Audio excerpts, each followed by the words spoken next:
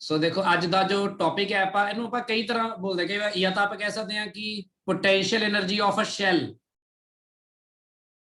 Potential energy of a shell, या फिर इसनों कई बार बोल दें सैल्फ एनर्जी।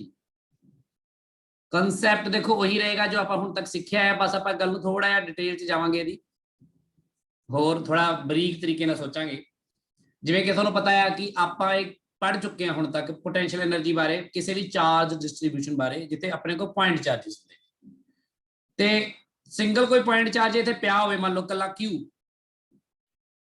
इसकी पोटेंशियल एनर्जी कितनी हुंदी है हिमानी? कोई पोटेंशियल एनर्जी नहीं हुंदी, कोई इलेक्ट्रिक फील्ड नहीं है। नहीं इलेक्ट्रिक फील्ड इहदा तां हैगा ही है ना, ऐ तां पर आप फिलहाल आप मन के चलते हैं कि जो सिंगल कोई चार्ज है तो आप कहने कि वो कोई मतलब काइंड ऑफ कि अपन ਉਹਨੂੰ ਜੇ ਇਨਫਿਨਿਟੀ ਤੋਂ ਲੈ ਕੇ ਆਣਾ ਹੋਵੇ ਬਾਈ ਡੈਫੀਨੇਸ਼ਨ ਤਾਂ ਆਪਾਂ ਨੂੰ ਕੋਈ ਵਰਕ ਡਨ ਨਹੀਂ ਕਰਨਾ ਪਏਗਾ, ਕਿਉਂਕਿ ਇਹਨੂੰ ਲਿਆਵਾਂਗੇ ਤਾਂ ਇਹਦੇ ਅਗੇਂਸਟ ਕੋਈ ਇਲੈਕਟ੍ਰੋਸਟੈਟਿਕ ਫੋਰਸ ਨਹੀਂ ਹੋਏਗਾ ਨਾ। ਪਰ ਜਦੋਂ ਆਪਾਂ ਇਹੀ ਗੱਲ ਕਰਦੇ ਆ ਸ਼ੈਲ ਦੇ ਬਾਰੇ, ਜਿਵੇਂ ਮੈਂ ਕਹਾਂ ਕਿ ਵੀ ਸ਼ੈਲ ਹੈ ਕੋਈ, ਚਾਹੇ ਉਹ ਯੂਨੀਫਾਰਮਲੀ ਚਾਰਜ ਨॉन ਕੰਡਕਟਿੰਗ ਸਫੀਅਰ ਹੋਵੇ ਜਾਂ ਫਿਰ ਸ਼ੈਲ ਹੋਵੇ, ਸ਼ੈਲ ਦੇ ਉੱਪਰ ਚਾਰਜ ਮੰਨ ਲਓ Q ਹੈਗਾ, ਰੇਡੀਅਸ R ਹੈਗਾ, ਤਾਂ ਇਹਦੀ ਪੋਟੈਂਸ਼ੀਅਲ એનર્ਜੀ ਆਪਾਂ ਗੱਲ ਕਰਦੇ ਆ, ਇਹਦੀ ਪੋਟੈਂਸ਼ੀਅਲ એનર્ਜੀ ਹੋ ਸਕਦੀ ਹੈ ਜਿਹਦੀ ਆਪਾਂ ਜਿਵੇਂ ਟੌਪਿਕ ਲਿਖਿਆ ਮੈਂ ਉੱਪਰ potential energy of a shell या फिर सैल्फ एनर्जी जिन्होंने मैं कह रहा। ये पोटेंशियल एनर्जी क्यों कहने आप क्यों नहीं कहते, आप इन्होंने गल्लों समझने की कोशिश करांगे चंगी तरह। याद रखो कि जो पॉइंट चार्ज है तो आप ये गल नहीं करते, इस कोई गल नहीं करते आप पोटेंशियल एनर्जी बारे। आप घट्टो घट दो चार्जिस यानी कोई इंटरैक्शन हो सिस्टम के आप कहने पोटेंशियल एनर्जी आएगी, पर इत्थे भी इंटरैक्शन है। बस बेसिकली आपको आ समझने की लोड़ है, जिथे भी इंटरैक्शन है किस तरह का इंटरैक्शन है, किवें इंटरैक्शन है, इस गल को समझो।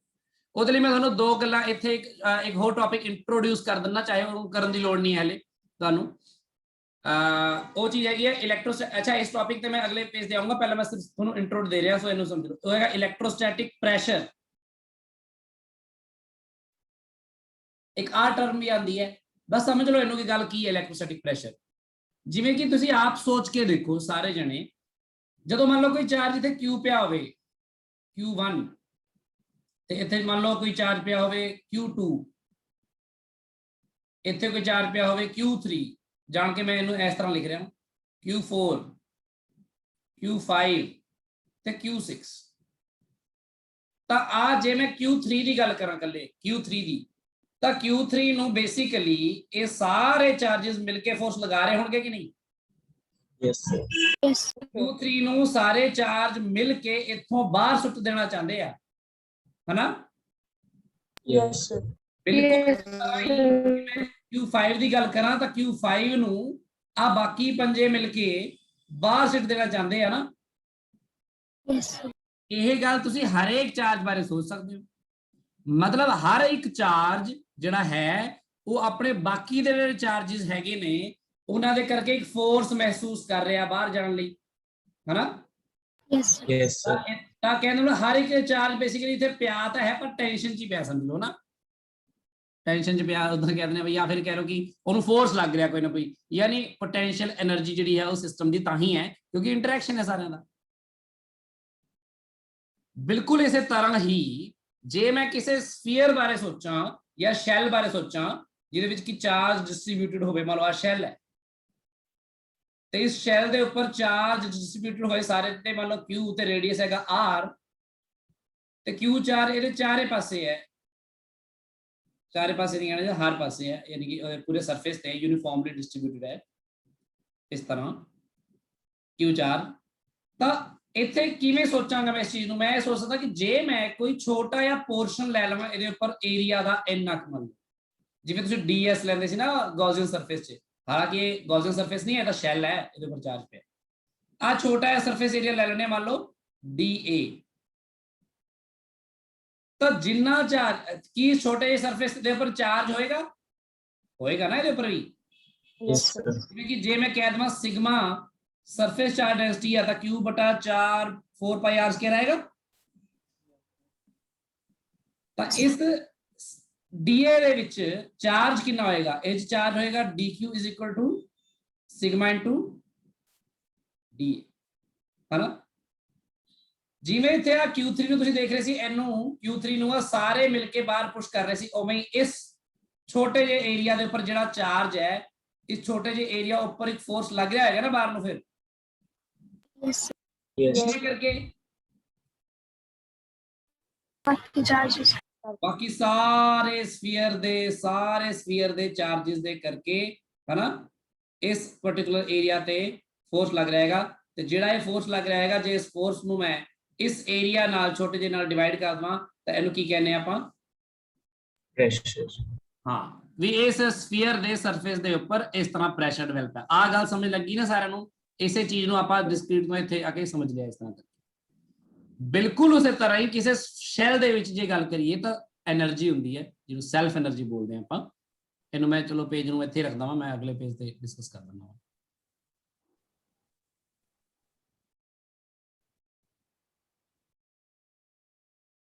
ਸੈਲਫ એનર્ਜੀ ਦੀ ਆਪਾਂ ਗੱਲ ਕਰਦੇ ਹਾਂ, ਤਾਂ ਇੱਥੇ ਵੀ ਮੈਂ ਉਹੀ ਗੱਲ ਕਰੂੰ ਕਿ ਮੰਨ ਲਓ ਇੱਕ ਸ਼ੈਲ ਹੈ, ਸ਼ੈਲ ਦੇ ਉੱਪਰ ਚਾਰਜ Q ਹੈ ਤੇ ਰੇਡੀਅਸ ਉਹਦਾ R ਹੈ, ਤੇ ਇਹਦੇ ਉੱਪਰ ਆਪਸਲੀ ਚਾਰਜ ਡਿਸਟ੍ਰੀਬਿਊਟਡ ਹੈ ਯੂਨੀਫਾਰਮਲੀ। ਤਾਂ ਇਸ ਤਰ੍ਹਾਂ ਹੀ ਆਪਾਂ ਇੱਥੇ એનર્ਜੀ ਦੀ ਗੱਲ ਵੀ ਕਰ ਸਕਦੇ ਹਾਂ ਕਿ ਜਦੋਂ ਆਪਾਂ ਇਸ ਨੂੰ ਚਾਰਜ ਦੇਵਾਂਗੇ ਕੈਪੀਟਲ Q, ਤਾਂ ਸਾਨੂੰ ਵਰਕ ਡਨ ਕਰਨਾ ਪਏਗਾ। ਇਹ ਪੁਆਇੰਟ ਚਾਰਜ ਨਹੀਂ ਨਾ, ਇਹ ਸ਼ੈਲ ਹੈ, ਸ਼ੈਲ ਦੇ ਲਈ ਆਪਾਂ ਇਸ ਤਰ੍ਹਾਂ ਗੱਲ ਕਰਦੇ ਹਾਂ। ਹੁਣ ਤੁਸੀਂ ਸੋਚ ਕੇ ਦੇਖੋ ਆਹ ਪ੍ਰੋਸੈਸ ਕਰਾਂਗੇ ਕਿਵੇਂ, ਆਹ ਸਾਰਾ ਕੰਮ ਹੋਏਗਾ ਕਿਵੇਂ? ਜਿਵੇਂ ਕਹਿੰਦਾ ਅਸੀਂ ਕਿਸੇ ਸ਼ੈਲ ਨੂੰ ਚਾਰਜ ਦੇਵਾਂਗੇ ਕਿਵੇਂ? ਦੇਖੋ ਕੈਪੀਟਲ Q ਚਾਰਜ ਇਕੱਠਾ ਦੇਣ ਦੀ ਬਜਾਏ ਤੁਸੀਂ ਸੋਚੋ ਕਿ ਆਪਾਂ ਥੋੜਾ ਥੋੜਾ ਕਰਕੇ ਚਾਰਜ ਦੇ ਕੇ 0 ਤੋਂ ਲੈ ਕੇ Q ਤੱਕ ਚਾਰਜ ਦਿੱਤਾ, ਤੇ ਕਿਸੇ ਪਾਰਟਿਕੂਲਰ ਸਟੇਜ ਤੇ ਮੰਨ ਲਓ ਆਹ ਸ਼ੈਲ ਹੈ, ਪਹਿਲਾਂ ਤੁਸੀਂ ਆਈ ਮੰਨ ਕੇ ਚਲੋ ਵੀ ਸ਼ੈਲ ਜਿਹੜਾ ਆ ਇਹਦੇ ਉੱਪਰ ਕੋਈ ਚਾਰਜ ਹੈ ਹੀ ਨਹੀਂ, ਬਿਲਕੁਲ ਨਿਊਟਰਲ ਲੈ ਲਿਆ ਆਪਾਂ। ਸਮਝ ਲੱਗੀ ਗੱਲ? Yes. ਇਹਦੇ ਉੱਪਰ ਕੋਈ ਚਾਰਜ ਨਹੀਂ ਹੈਗਾ। ਸਭ ਤੋਂ ਪਹਿਲਾਂ ਤੁਸੀਂ ਛੋਟਾ ਜਿਹਾ ਚਾਰਜ dq ਇਨਫਿਨਿਟੀ ਤੋਂ ਲੈ ਕੇ ਆਏ, ਇੱਥੇ ਇਹਨੂੰ ਦਿੱਤਾ, ਤਾਂ ਕਿੰਨਾ ਵਰਕ ਡਨ ਕਰਨਾ ਪਿਆ ਹਿਮਾਨੀ? कोई वर्क डन नहीं करना. ਕੋਈ ਵਰਕ ਡਨ ਨਹੀਂ ਕਰਨਾ ਪਿਆ। ਤੇ ਜਿਹੜਾ dq ਚਾਰਜ ਵੀ ਤੁਸੀਂ ਇਹਨੂੰ ਦਿੱਤਾ, ਚਾਹੇ ਉਹ ਥੋੜਾ ਜਿਹਾ ਹੀ ਸੀ, ਉਹ ਵੀ ਇਸ ਦੇ ਉੱਪਰ ਪੂਰੇ ਦੇ ਉੱਪਰ ਡਿਸਟ੍ਰੀਬਿਊਟ ਹੋਏਗਾ ਨਾ? Yes, sir. Yes, sir. ਆ dq ਦੇਤਾ। ਹੁਣ ਜਦੋਂ ਤੁਸੀਂ ਅਗਲਾ dq ਚਾਰਜ ਥੋੜਾ ਜਿਹਾ ਹੋਰ ਲੈ ਕੇ ਆਓਗੇ ਤਾਂ ਹੁਣ ਵਰਕ ਡਨ ਕਰਨਾ ਪਏਗਾ ਕਿ ਨਹੀਂ? Yes, sir. ਤੇ ਲਿਆ ਕੇ ਤੁਸੀਂ ਸਰਫੇਸ ਤੇ ਹੀ ਦੋਗੇ, ਤੇ ਇਹਦੇ ਅੰਦਰ ਇਲੈਕਟ੍ਰਿਕ ਫੀਲਡ ਕਿੰਨਾ ਆ? Zero. तो अंदर भी पोटेंशियल तो सेम ही रहेगा ना, Yes, कांस्टेंट रहेगा। सो बेसिकली सरफेस ते लेके आना चार्ज ਨੂੰ है ना, ਤਾਂ ਇਹਦੇ ਸਰਫੇਸ ਤੇ ਪੋਟੈਂਸ਼ੀਅਲ ਇਸ ਟਾਈਮ ਕਿੰਨਾ ਹੋ ਚੁੱਕਿਆ ਹੋਵੇਗਾ ਤੁਹਾਨੂੰ ਪਤਾ ਨਾ, k dq/r ਹੈ ਨਾ? Yes, sir. Yes, sir. ਤੇ ਇਸ dq ਨੂੰ ਅੱਗੇ ਲੈ ਕੇ ਆਵਾਂਗੇ। ਸੋ ਇਸ ਚੀਜ਼ ਨੂੰ ਸੋਚੋ, ਥੋੜਾ ਥੋੜਾ dq ਲਿਆ ਰਹੇ ਹੋ, ਥੋੜਾ ਥੋੜਾ dq ਲਿਆ ਰਹੇ ਹੋ। ਅੱਛਾ, ਜਿਹੜਾ ਤੀਜਾ dq ਲੈ ਕੇ ਆਓਗੇ ਉਹਨੂੰ ਦੂਜੇ dq ਨਾਲੋਂ ਜ਼ਿਆਦਾ ਕਰਨਾ ਪਏਗਾ ਕਿ ਘੱਟ? ज्यादा. ਕਿਉਂਕਿ ਤੁਸੀਂ ਜਿੰਨਾ ਜ਼ਿਆਦਾ ਚਾਰਜ ਲਿਆਈ ਜਾਓਗੇ ਉਨਾ ਹੀ ਤੁਸੀਂ ਚਾਰਜ ਨੂੰ ਦੇਈ ਜਾਓਗੇ, ਉਹ ਚਾਰਜ ਹੋਰ ਗੇਨ ਕਰਕੇ ਉਹਦਾ ਪੋਟੈਂਸ਼ੀਅਲ ਰਾਈਜ਼ ਹੋ ਹੀ ਜਾਏਗਾ। ਬਾਹਰੋਂ dq ਲਿਆਣਾ ਹੋਰ ਔਖਾ ਹੋ ਹੀ ਜਾਏਗਾ। ਇਸ ਤਰ੍ਹਾਂ ਬਾਹਰੋਂ dq ਲਿਆ ਕੇ ਜਿਹੜੀ એનર્ਜੀ ਉਹਨੂੰ ਦਿੱਤੀ ਹੈ, ਜਿਹੜਾ ਤੁਸੀਂ ਵਰਕ ਡਨ ਕੀਤਾ ਆ, ਕਰਦੇ ਕਰਦੇ ਜਦੋਂ ਤੱਕ ਤੁਸੀਂ ਉੱਤੇ ਪੂਰਾ ਚਾਰਜ q ਕਰੋਗੇ ਤਾਂ ਕਾਫੀ ਵਰਕ ਡਨ ਤੁਹਾਨੂੰ ਅਗੇਂਸਟ ਇਲੈਕਟ੍ਰੋਸਟੈਟਿਕ ਫੋਰਸ ਕਰਨਾ ਪਿਆ ਹੋਏਗਾ ਨਾ। Yes, sir. ਬਸ ਉਹੀ ਹੁੰਦੀ ਹੈ ਆਪਣੀ ਸੈਲਫ એનર્ਜੀ। ਬਹੁਤ ਸਿੰਪਲ ਜਿਹਾ ਕਨਸੈਪਟ ਹੈ। ਆਪਾਂ ਇਹ ਮੰਨ ਲੈਂਦੇ ਹਾਂ ਲੈਟ ਐਟ ਐਨੀ ਇਨਸਟੈਂਟ, ਆਪਾਂ ਕਿਉਂਕਿ ਰਫਲੀ ਲੈ ਲੈਣੇ ਆ, ਜੇ ਇਨਫਿਨਿਟੀ ਤੋਂ ਲੈ ਕੇ ਇਸ r ਡਿਸਟੈਂਸ ਤੇ ਆਪਾਂ ਲੈ ਕੇ ਆਣਾ ਆ ਕਿਸੇ ਚਾਰਜ ਨੂੰ, ਹਨਾ? ਆਪਾਂ ਕੀ ਕਰਦੇ ਆ, ਆਪਾਂ ਰਸਤੇ ਵਿੱਚ ਕਿਸੇ ਵੀ ਜਗ੍ਹਾ ਤੇ ਲੈ ਲੈਣੇ, ਇੱਕ ਰੈਂਡਮ ਡਿਸਪਲੇਸਮੈਂਟ ਤੇ ਇੰਟੀਗ੍ਰੇਟ ਕਰਦੇ, ਰੈਂਡਮ ਕਰਦੇ ਆ ਨਾ ਕੰਮ, ਤਾਂ ਕਿ ਇੰਟੀਗ੍ਰੇਟ ਦਾ ਫਾਰਮੂਲਾ ਲਗਾਇਆ ਜਾ ਸਕੇ। ਆਪਾਂ ਇੱਥੇ ਕੀ ਮੰਨਾਂਗੇ, light at any time t or at any instant the charge at shell कितना हो गया, q हो गया, मान लो q चार्ज हो गया, ठीक है।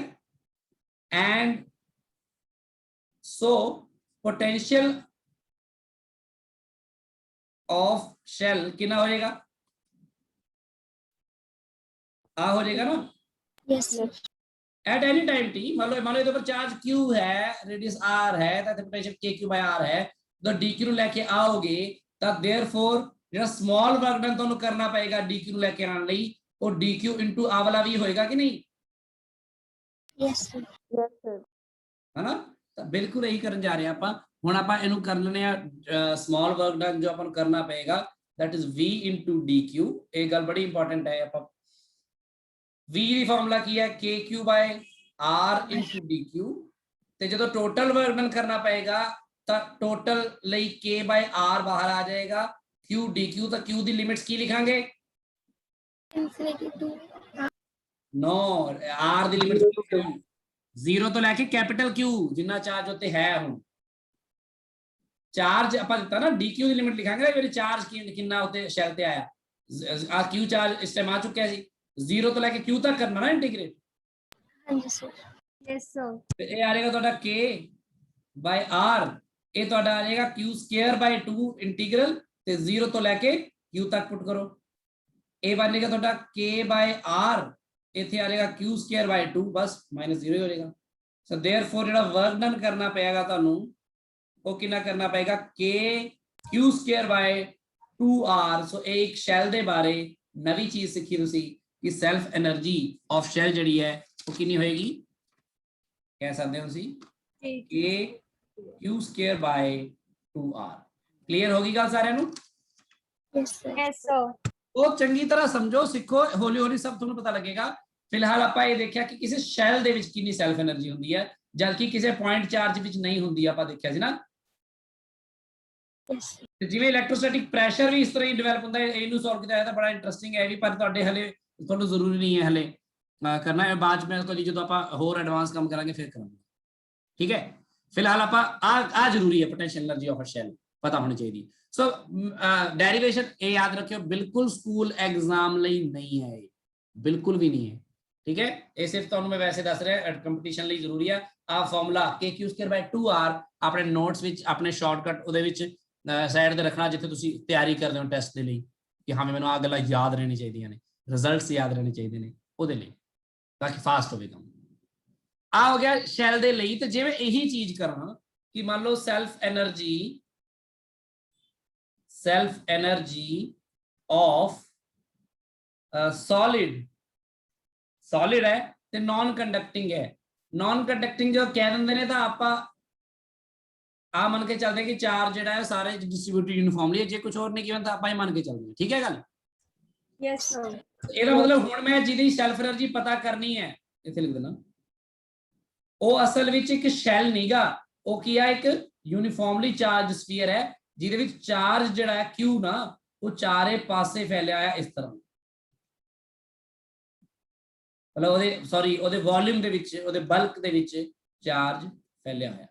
ਮੈਂ ਕਈ ਵਾਰ ਉਹੀ ਚਾਰੇ ਪਾਸੇ ਕਹਿੰਦਾ, ਚਾਰ ਪਾਸੇ ਤਾਂ ਕੋਈ ਸੈਂਸ ਨਹੀਂ ਬਣਦੀ, ਸਮਝ ਲੱਗੀ ਗੱਲ। ਇਹਦੇ ਵਿੱਚ ਚਾਰਜ ਹੈਗਾ ਮੰਨ ਲਓ Q, ਰੇਡੀਅਸ ਹੈਗਾ R, ਤਾਂ ਆਪਾਂ ਨੂੰ ਰੇਡੀਅਸ ਤੇ Q ਦੇ ਫਾਰਮ 'ਚ ਪਤਾ ਹੋਣਾ ਚਾਹੀਦਾ ਵੀ ਪੋਟੈਂਸ਼ੀਅਲ એનર્ਜੀ ਦੀ ਕਿੰਨੀ ਆਏਗੀ ਜਾਂ ਸੈਲਫ એનર્ਜੀ ਕਿੰਨੀ ਆਏਗੀ। ਹੁਣ ਇਹਨੂੰ ਵੀ ਆਪਾਂ ਸਿੱਖੀਏ ਉਸੇ ਤਰ੍ਹਾਂ ਹੀ। ਹੁਣ ਯਾਦ ਰੱਖਿਓ ਕਿ ਪਹਿਲਾ ਸ਼ੈਲ ਸੀਗਾ, ਤਾਂ ਆਪਾਂ ਇੱਕ ਨਿਊਟਰਲ ਸ਼ੈਲ ਲੈ ਕੇ ਬਸ ਚਾਰਜ ਹੀ ਲੈ ਕੇ ਆ ਰਹੇ ਸੀ ਬਾਹਰੋਂ, ਹਨਾ। Yes sir।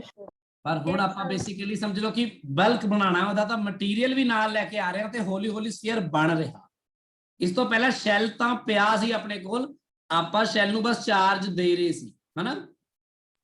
ਹੁਣ ਮੰਨ ਲਓ ਪਲਾਸਟਿਕ ਹੈ, ਪਲਾਸਟਿਕ ਦੇ ਵਿੱਚ ਚਾਰਜ ਹੈਗਾ, ਆ ਜਿਹੜਾ ਛੋਟਾ ਜਿਹਾ ਪਲਾਸਟਿਕ ਲਿਆ, ਛੋਟਾ ਜਿਹਾ ਆ ਛੋਟਾ ਜਿਹਾ ਪਲਾਸਟਿਕ, ਇਹਦੇ ਵਿੱਚ ਆ dq ਹੈਗਾ, ਮੈਂ ਇਹਨੂੰ ਲੈ ਕੇ ਆਇਆ ਤੇ ਇਹਨੂੰ ਲੈ ਕੇ ਇੱਥੇ ਰੱਖਤਾ। ਫਿਰ ਅਗਲਾ dq ਲੈ ਕੇ ਆਇਆ, ਉਹਦੇ ਵਿੱਚ ਵੀ ਉਹ ਪਲਾਸਟਿਕ ਹੈ, ਮੰਨ ਲਓ ਥੋੜਾ ਜਿਹਾ ਜਿਹਦੇ ਉੱਪਰ ਚਾਰਜ ਹੈ, ਉਹਨੂੰ ਲਿਆ ਕੇ ਇਹਦੇ ਉੱਪਰ ਹੀ ਲਿਆ ਕੇ ਨਾ ਗੋਲ ਗੋਲ ਲਗਾਤਾ। ਫਿਰ ਹੋਰ dq ਲਾਇਆ, ਉਹਨੂੰ ਲਿਆ ਕੇ ਇਹਦੇ ਉੱਪਰ ਫਿਰ ਇਸ ਤਰ੍ਹਾਂ ਗੋਲ ਵੀ ਬਣਾਈ ਜਾ ਰਹੇ ਹਾਂ, ਤੇ ਉਹਨੂੰ ਚਾਰਜ ਵੀ ਦੇਈ ਜਾ ਰਹੇ ਐ, ਚਾਰਜ ਵੀ ਆਈ ਜਾ ਰਿਹਾ ਤੇ ਉਹ ਵੀ ਸਾਰੇ 'ਚ ਚਾਰਜ ਫੈਲ ਰਿਹਾ। ਸਮਝ ਲੱਗ ਰਹੀ ਮੇਰੀ ਗੱਲ? Yes sir। Yes, sir. ਜਿਵੇਂ ਮਿੱਟੀ ਦਾ ਘਰ ਛੋਟੇ ਬੱਚੇ ਬਣਾਉਂਦੇ, ਫਿਰ ਹੋਰ ਮਿੱਟੀ ਲਿਆਉਂਦੇ, ਉਹਦੇ ਉੱਪਰ ਹੋਰ ਮਿੱਟੀ ਦੀ ਲੇਅਰ ਚੜਾ ਦਿੰਦੇ, ਹੋਰ ਮਿੱਟੀ ਲਿਆਉਂਦੇ, ਹੋਰ ਮਿੱਟੀ ਦੀ ਲੇਅਰ ਚੜਾ ਦਿੰਦੇ ਆ। ਇਸ ਤਰ੍ਹਾਂ ਸੋਚ ਕੇ ਦੇਖੋ ਕਿ ਆਪਾਂ ਹੁਣ ਇੱਕ ਸ਼ੈਲ ਦੀ ਗੱਲ ਨਹੀਂ ਕਰ ਰਹੇ, ਸ਼ੈਲ ਦੇ ਪੋਟੈਂਸ਼ੀਅਲ ਦੀ ਗੱਲ ਨਹੀਂ ਕਰਾਂਗੇ ਇੱਥੇ ਗੱਲ ਕਰਾਂਗੇ ਆਪਾਂ ਇੱਕ ਸੋਲਿਡ ਸਫੀਅਰ ਦੀ। ਤਾਂ ਮੰਨ ਲਓ ਕਿਸੇ ਟਾਈਮ ਤੇ ਇੱਕ ਤੁਹਾਡੇ ਕੋਲ ਆ ਜਿਹੜਾ ਸ਼ੈਲ ਹੈ, ਕਿਉਂਕਿ ਇੱਥੇ ਰੇਡੀਅਸ ਵੀ ਇਹਦਾ ਨਾਲ ਵਧੇਗਾ ਨਾ, Yes sir। ਪਹਿਲਾਂ ਤੋਂ ਨਹੀਂ ਹੈਗਾ। ਤੇ ਮੰਨ ਲਓ ਇਸ ਤਰ੍ਹਾਂ ਹੈਗਾ, ਤੇ ਸ਼ੈਲ ਹੈ, ਤੇ ਸ਼ੈਲ ਦਾ ਰੇਡੀਅਸ ਮੰਨ ਲਓ ਹੈਗਾ ਵਾ r, ਇਸ ਤਰ੍ਹਾਂ, ਸੌਰੀ ਰੇਡੀਅਸ ਹੈਗਾ ਮੰਨ ਲਓ r, ਠੀਕ ਹੈ। ਤੇ ਇਹਦੇ ਉੱਪਰ ਚਾਰਜ ਹੈਗਾ ਮੰਨ ਲਓ Q, ਤਾਂ ਤੁਸੀਂ ਦੱਸੋ ਇਹਦਾ ਪੋਟੈਂਸ਼ੀਅਲ ਕਿੰਨਾ ਹੋਏਗਾ ਇਸ time? K cube by R. ਹਾਂ, ਕਿਉਂਕਿ ਇਹਦੇ ਸਰਫੇਸ ਤੇ ਪੋਟੈਂਸ਼ੀਅਲ ਉਨਾ ਹੀ ਹੋਏਗਾ, ਇਹ ਤਾਂ ਸਾਨੂੰ ਪਤਾ ਹੀ ਹੈ, ਤਾਂ ਫਾਰਮੂਲਾ ਉਹੀ ਹੈ, ਇਹ 'ਚ ਕੋਈ ਫਰਕ ਨਹੀਂ ਹੈ। ਪਰ ਜੇ ਮੈਂ ਹੁਣ ਬਾਹਰੋਂ ਫਿਰ dq ਚਾਰਜ ਲੈ ਕੇ ਆਵਾਂ, ਇੱਥੋਂ dq ਚਾਰਜ ਲੈ ਕੇ ਆਵਾਂ, ਤੇ dq ਚਾਰਜ ਨੂੰ ਲਿਆ ਕੇ ਇਹਦੇ ਸਰਫੇਸ ਤੇ ਇੱਥੇ ਲਗਾਵਾਂ, ਦੇ ਨਾਲ ਦੀ ਨਾਲ ਦਾ ਸਫੀਅਰ ਦਾ ਥੋੜਾ ਜਿਹਾ ਸਾਈਜ਼ ਵਧੇ ਇਸ ਤਰ੍ਹਾਂ। ਬੇਸਿਕਲੀ ਤੁਸੀਂ ਮਾਸ ਲੈ ਕੇ ਨਹੀਂ ਵੀ ਆ ਰਹੇ, ਤੁਸੀਂ ਆਹ ਸੋਚ ਕੇ ਚਲੋ, ਤੁਸੀਂ ਇਹ ਨਾ ਸੋਚੋ ਕਿ ਮਾਸ ਵੀ ਨਾਲ ਲੈ ਕੇ ਆ ਰਹੇ ਆਪਾਂ, ਨਹੀਂ, ਇਹ ਸੋਚੋ ਕਿ ਆਪਾਂ ਇੱਕ ਮੰਨ ਲਓ ਪਲਾਸਟਿਕ ਹੀ ਸੀਗਾ, ਪਲਾਸਟਿਕ ਦਾ ਪਹਿਲਾਂ ਤੋਂ ਹੀ ਨਿਊਟਰਲ ਦਿੱਤਾ ਸੀ, ਆਪਾਂ ਚਾਰਜ ਉਹਨੂੰ ਅੰਦਰ ਦੇਣਾ ਸ਼ੁਰੂ ਕੀਤਾ ਸੈਂਟਰ ਤੋਂ, ਠੀਕ ਆ ਗੱਲ? Yes. ਸਾਨੂੰ ਸਮਝਣ ਲਈ Yes, sir. ਸੈਂਟਰ ਤੋਂ ਕਰਦੇ ਕਰਦੇ ਚਾਰਜ ਉਹਦੇ ਅਗਲੇ ਸ਼ੈਲ ਤੇ ਦੇ ਰਹੇ ਹਾਂ, ਤੇ ਹੁਣ ਮੰਨ ਲਓ r ਰੇਡੀਅਸ ਤੱਕ ਆਪਾਂ ਦੇ ਚੁੱਕੇ ਹਾਂ, ਤੇ ਆਪਾਂ ਹੁਣ ਅਗਲੇ ਤੇ ਦੇਣਾ ਆ dq ਲੈ ਕੇ ਆਏ ਆ, ਉਹ dq ਨੇ ਤੇ ਫੈਲ ਜਾਣਾ ਸਾਰੇ ਤੇ, ਇਸ ਤਰ੍ਹਾਂ ਸਾਰੇ ਪਾਸੇ ਲਗਾਣਾ ਉਹਨੂੰ, ਪਰ dq ਲੈ ਚਾਰਜ ਇਸ ਤਰ੍ਹਾਂ। ਹੁਣ ਆ ਜਿਹੜਾ dq ਲੈ ਕੇ ਆਏ ਆ, ਇਸ ਪੋਟੈਂਸ਼ੀਅਲ ਦੇ ਉੱਪਰ ਲੈ ਕੇ ਆਏ ਆਪਾਂ ਬੇਸਿਕਲੀ, ਤਾਂ ਇੱਥੇ ਜਿਹੜਾ ਸਮਾਲ ਵਰਕ ਡਨ ਹੋਏਗਾ, ਤੁਹਾਨੂੰ ਕਿੰਨਾ ਕਰਨਾ ਪਏਗਾ ਪਹਿਲਾਂ ਦੱਸੋ? ਉਹੀ v into dq। Yes, sir. ਤੇ ਜੇ ਮੈਂ ਇੱਥੇ ਗੱਲ ਕਰਾਂ ਆਪਣੇ ਇੱਥੇ dw v ਦੀ, ਠੀਕ ਹੈ? ਹੁਣ ਦੇਖੋ ਬੇਸਿਕਲੀ ਇੱਥੇ ਹੁਣ r ਦੀ ਫਾਰਮ ਵਿੱਚ ਆਪਾਂ ਲੈ ਤੇ ਲਿਆ, ਇਹਨੂੰ ਆਪਾਂ ਇਹਨੂੰ ਥੋੜਾ ਹੋਰ ਬਦਲੀਏ, ਕਿਉਂਕਿ ਆਪਾਂ ਜਿਹੜਾ ਚਾਰਜ ਇਹਨੂੰ q ਦਿੱਤਾ ਵਾ, ਹਨਾ, ਉਸ ਤੋਂ ਬਾਅਦ ਇਹਨੂੰ ਆਪਾਂ ਡੈਂਸਿਟੀ ਦੀ ਫਾਰਮ ਚ ਲੈ ਕੇ ਆਈਏ। ਪਹਿਲਾਂ ਚਾਰਜ ਡੈਂਸਿਟੀ, ਜਿਵੇਂ ਇੱਥੇ ਚਾਰਜ ਡੈਂਸਿਟੀ ਕਿੰਨੀ ਹੈ? q by 2 by 4 by 3 pi R cube. pi r cube ਹੈ, ਤਾਂ ਚਾਰਜ ਡੈਂਸਿਟੀ ਦਾ ਇੱਥੇ ਵੀ ਸੇਮ ਹੋਣੀ ਚਾਹੀਦੀ ਨਾ, ਕਿਉਂਕਿ ਬੇਸਿਕਲੀ ਆਪਾਂ ਉਸੇ ਡੈਂਸਿਟੀ ਦੇ ਵਿੱਚ ਭਰ ਰਹੇ ਨਾ ਉਹਨੂੰ ਸਾਰੇ ਨੂੰ, ਡੈਂਸਿਟੀ ਤਾਂ ਸੇਮ ਹੀ ਹੈ, ਮਾਸ ਪਰ ਯੂਨਿਟ ਵੋਲਿਊਮ, ਸੌਰੀ ਚਾਰਜ ਪਰ unit volume, charge density. Yes, sir. ਤਾਂ ਆਪਾਂ ਉਸ ਫਾਰਮ ਚ ਲੈ ਕੇ ਆਨੇ ਆ ਇਹਨੂੰ, ਪਹਿਲੀ ਗੱਲ ਤਾਂ ਦੇਖੋ ਇਹ ਕੀ ਬਣੇਗਾ, ਜਿਹੜਾ ਆਪਣੇ ਕੋਲ ਪਹਿਲਾਂ v ਨੂੰ v ਲਿਖ ਦਿਓ ਪਹਿਲਾਂ ਤਾਂ, ਚਲੋ dq ਕੀ ਹੋਏਗਾ, ਕਿਉਂਕਿ dq ਪਤਾ ਕਰਨਾ ਪੈਣਾ ਨਾ ਮੈਨੂੰ, ਇਨ terms of all that density dq। ਹੁਣ ਇੱਥੇ q ਡਾਇਰੈਕਟਲੀ ਨਹੀਂ ਆਪਾਂ ਯੂਜ਼ ਕਰ ਪਾਵਾਂਗੇ, 0 to q ਸਿੱਧਾ ਹੀ v ਨੂੰ ਵੀ ਲਿਖਾਂਗੇ ਆਪਾਂ ਅਲੱਗ ਤਰ੍ਹਾਂ ਬਦਲ ਕੇ। ਪਹਿਲਾਂ ਆਹ ਦੇਖੀਏ ਆਪਾਂ ਕਿ ਇੱਥੇ dq ਜਿਹੜਾ ਆ ਉਹ ਕਿੰਨਾ ਹੋਏਗਾ। ਹੁਣ ਇਹਦਾ ਰੇਡੀਅਸ ਕਿੰਨਾ ਹੈ? r ਹੈ, dr ਹੈ, ਸੌਰੀ ਰੇਡੀਅਸ ਨਹੀਂ, ਸੌਰੀ ਇਹਦਾ ਜਿਹੜੀ ਵਿਡਥ ਹੈ। ਤਾਂ ਬੇਸਿਕਲੀ ਆਪਣੇ ਕੋਲ dq ਬਰਾਬਰ ਕਿਹਦੇ ਆਏਗਾ, ਇੱਥੇ ਲਿਖ ਰਿਹਾ ਮੈਂ, density into volume of this red जो shaded region है, that is 4 pi R square r dr. square dr। ਇਹ ਕਿੰਨੀ ਵਾਰ ਯੂਜ਼ ਕੀਤਾ ਆਪਾਂ ਨਾ, ਤਾਂ ਬੇਸਿਕਲੀ ਇਹ ਆ ਜਾਏਗਾ v into 4 pi r square dr, ਤੇ ਨਾਲ ਆਏਗਾ ਰੋ ਵੀ ਆਏਗਾ, ਠੀਕ ਹੈ? ਹੁਣ ਆਹੀ ਗੱਲ ਦਾ ਥੋੜਾ ਧਿਆਨ ਰੱਖਣਾ ਪੈਂਦਾ ਇੱਥੇ ਬਸ ਆਪਾਂ, ਤੇ ਆਪਾਂ ਜੇ ਹੁਣ v ਦੀ ਵੈਲਿਊ ਪੁੱਟ ਕਰੀਏ, ਇੱਥੇ v ਦੀ ਵੈਲਿਊ v ਆਏਗਾ ਆਪਣਾ k cube by r, है ना, तो इथे आएगा रो इंटू 4 पाई r स्क्वायर dr। पता गल की है, एक बहुत ध्यान ना समझो मेरी गल नूं, जे आपां ऐ कर लंदे ना इहनूं डायरैक्टली पिछले वार दी वांगू dw is equal to v दी जगह लिख दिंदे kq by r, ते नाल आया दा dq। बंदा कहदा इंटीग्रेट क्यों नहीं कर रहे तुसीं? मैं कहा भाई मैं नहीं कर सकदा, क्योंकि इथे जिहड़ा r है ना ये भी वेरिएबल है ते q भी वेरिएबल है ना। Yes, sir. r ਨੂੰ in terms of q ਲੈਣਾ ਪੈਣਾ, ਜਾਂ q ਨੂੰ in terms of r ਲੈਣਾ, ਇਹਦੇ ਬਿਨਾ ਇਹ ਇੰਟੀਗ੍ਰੇਸ਼ਨ ਹੋ ਹੀ ਨਹੀਂ ਸਕਦੀ। ਇਸੇ ਲਈ ਉੱਥੇ ਹੋ ਗਈ ਸੀ, ਕਿਉਂਕਿ ਉੱਥੇ ਉਹ ਜਿਹੜਾ ਚਾਰਜ ਸੀ ਔਰ r ਰੇਡੀਅਸ ਤੇ ਹੀ ਫੈਲ ਰਿਹਾ ਸੀ ਨਾ, ਕਿ ਹਮੇਸ਼ਾ ਹਰ ਵਾਰ। Yes.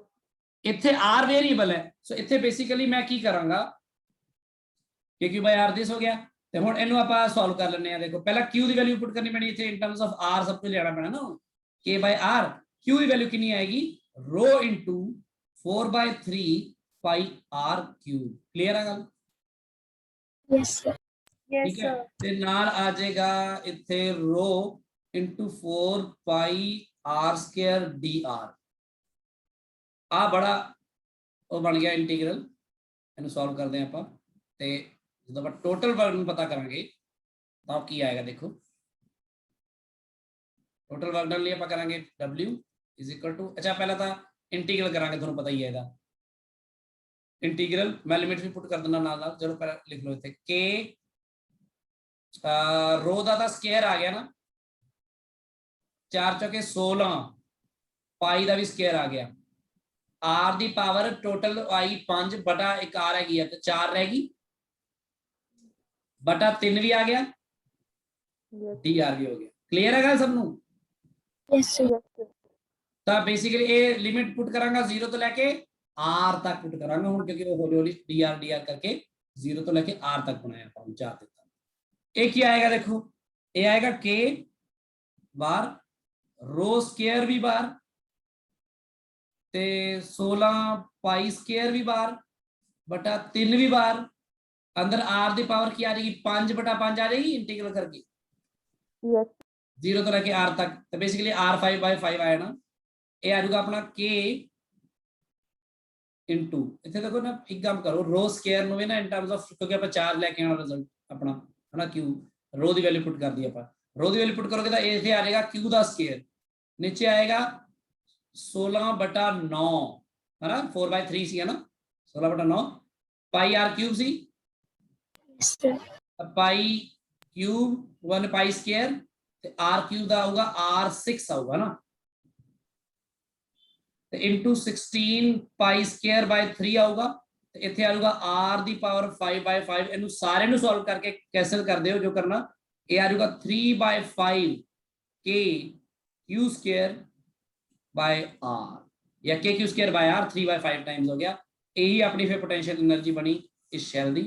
तो याद रखियो ਜਦੋਂ ਆਪਾਂ ਸ਼ੈਲ ਦੀ ਗੱਲ ਕੀਤੀ ਸੀ ਤਾਂ ਆਪਣੀ ਸੈਲਫ એનર્ਜੀ ਸ਼ੈਲ ਦੇ ਲਈ ਕੀ ਆਈ ਸੀ, kq²/2r है ना, हाँ kq²/r ਦਾ ਆਇਆ ਰਿਜ਼ਲਟ, ਇਹਦੇ ਵਿੱਚ ਵੀ kq²/r ਆਏਗਾ, ਬਸ ਇਹ ਚ ਅੱਗੇ 3/5 ਆਏਗਾ ਅਗਰ ਤੁਹਾਡੇ ਕੋਲ ਸੋਲਿਡ ਸਫੀਅਰ ਹੈ ਚਾਰਜ ਦਾ। ਸਮਝ ਲੱਗੀ ਗੱਲ? Yes, sir. ਇਹ ਦੋ ਰਿਜ਼ਲਟਸ ਨੇ ਬਸ ਜਿਹੜੇ ਆਪਾਂ ਤੁਸੀਂ ਯਾਦ ਰੱਖਣੇ ਆ। ਇਹਦੀ ਵੀ ਡੈਰੀਵੇਸ਼ਨ ਬਿਲਕੁਲ ਵੀ ਨਹੀਂ ਹੈ ਸਕੂਲ ਐਗਜ਼ਾਮ ਲਈ। याद रखियो जो मैं कहना वा तो स्कूल एग्जाम वेले फिर मैं उदों ना पूछो भी सर करना, मतलब नहीं करना, जो मैं हुण कह रहा स्कूल एग्जाम दे लिए नहीं करना, ये सब करना बस आप इस तरह ही है। सो बेसिक गल नूं समझो चंगी तरह। हुण एक दो क्वेश्चन इस तरह के जिवें किस तरह के क्वेश्चन हो सकते हैं आप ये देख लेने, फिर आप प्रैक्टिस शीट ते आने। जिवें कि मान लो एक क्वेश्चन है कि अपने कोल की है, एक शैल है, उस शैल का चार्ज है मान लो Q1, एक होर शैल है ਉਹਦਾ ਚਾਰਜ ਹੈਗਾ मान लो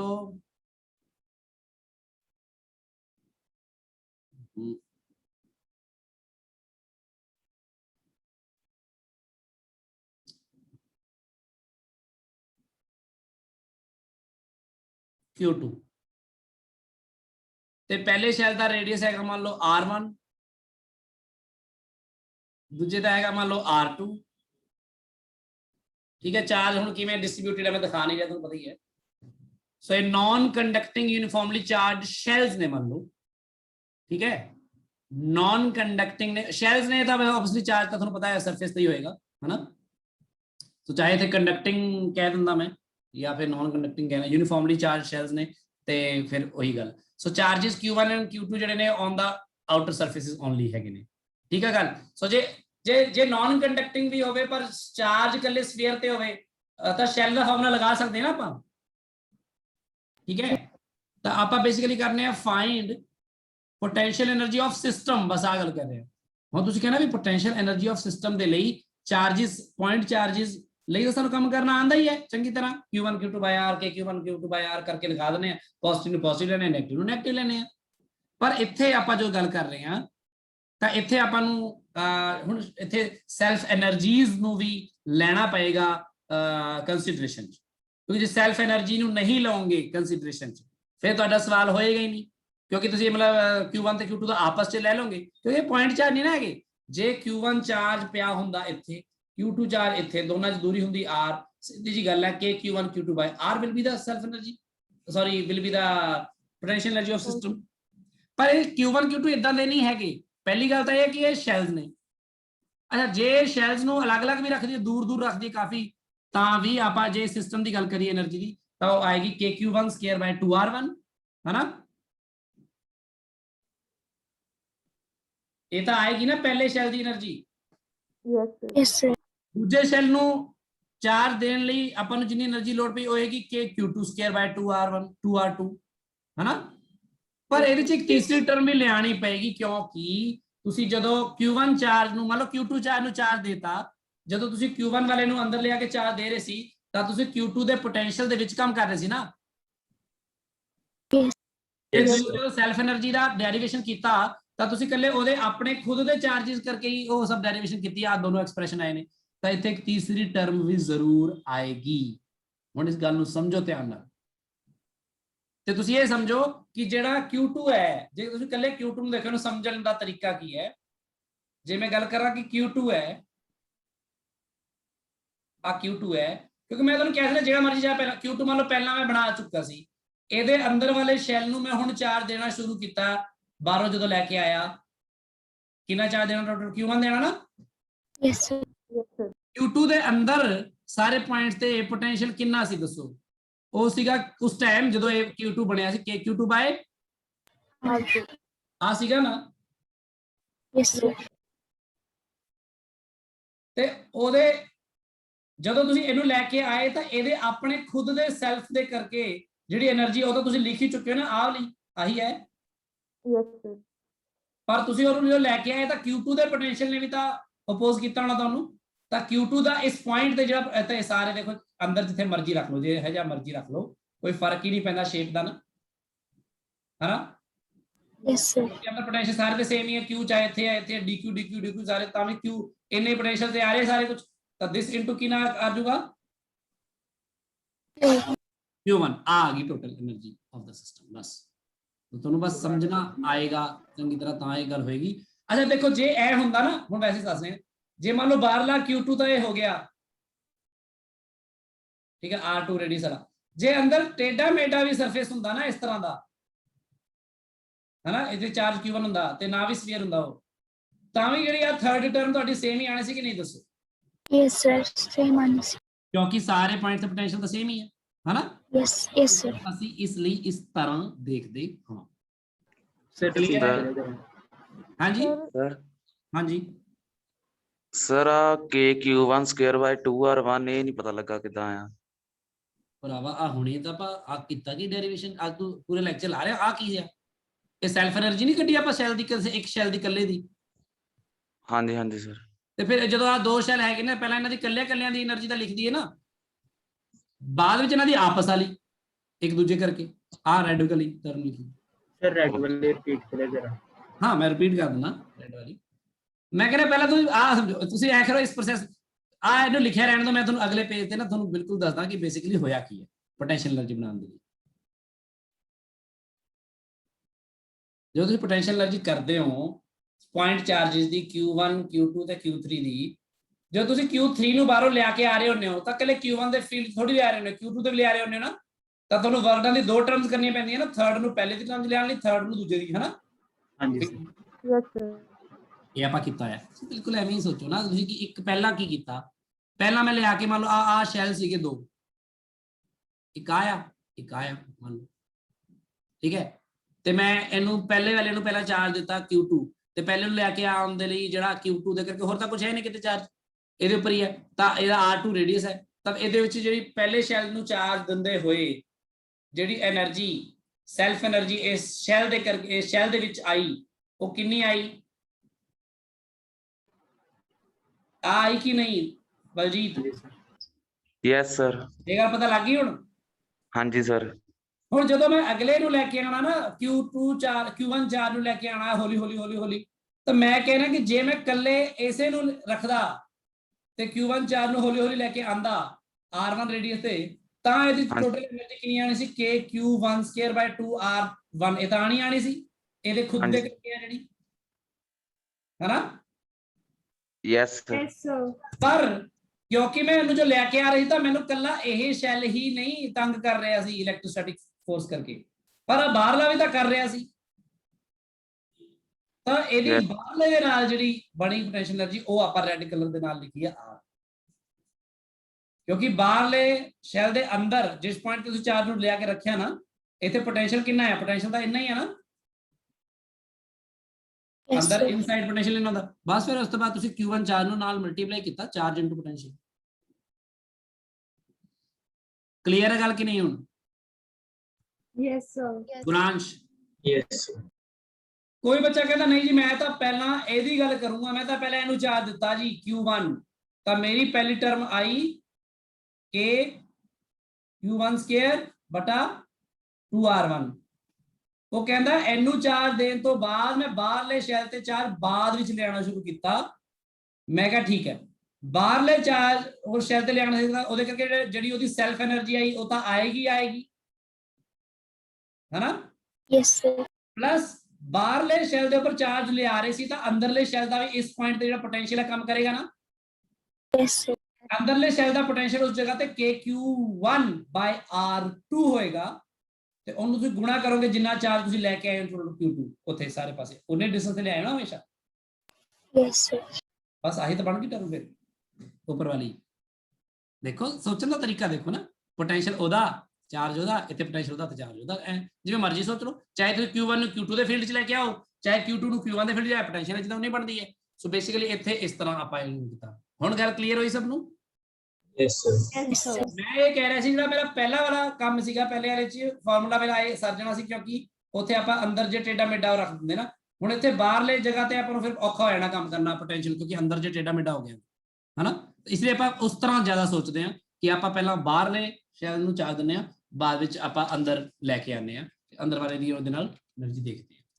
ਹੁਣ ਜਿਵੇਂ ਇੱਕ ਜੇ ਇਹੀ ਗੱਲ ਥਿਕ ਮੈਟੈਲਿਕ ਸ਼ੈਲ ਤੇ ਹੋਵੇ, ਧਿਆਨ ਨਾਲ ਸਮਝੋ ਇਸ ਗੱਲ ਨੂੰ। ਚਾਰਜ ਡਿਸਟ੍ਰੀਬਿਊਸ਼ਨ ਤੁਹਾਨੂੰ ਚੰਗੀ ਤਰ੍ਹਾਂ ਆ ਚੁੱਕੀ ਹੈ, ਹੁਣ ਇੰਨੀ ਆਪਾਂ ਗੱਲ ਕੀਤੀ ਹੈ। ਸੋ ਜੇ ਮੰਨ ਲਓ ਅਗਲਾ ਕੁਐਸਚਨ ਚ ਇਹ ਹੋਵੇ ਵੀ ਕੋਈ ਥਿਕ ਮੈਟਲ ਸ਼ੈਲ ਹੋਵੇ, ਮੰਨ ਲਓ ਥਿਕ ਮੈਟਲ ਸ਼ੈਲ ਹੈ, ਥਿਕ metal shell है and charge 2q is given to thick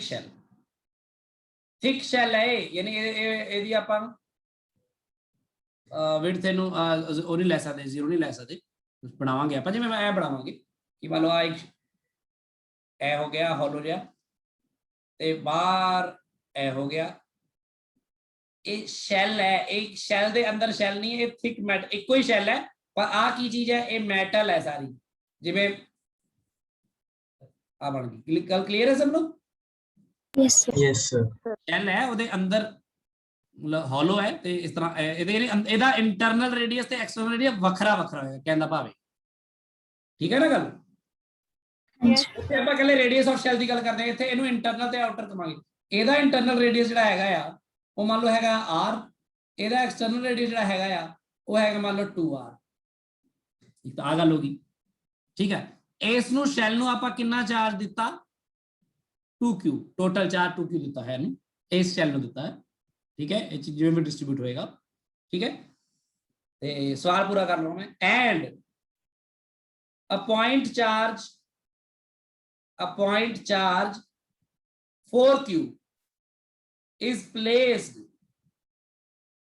at center,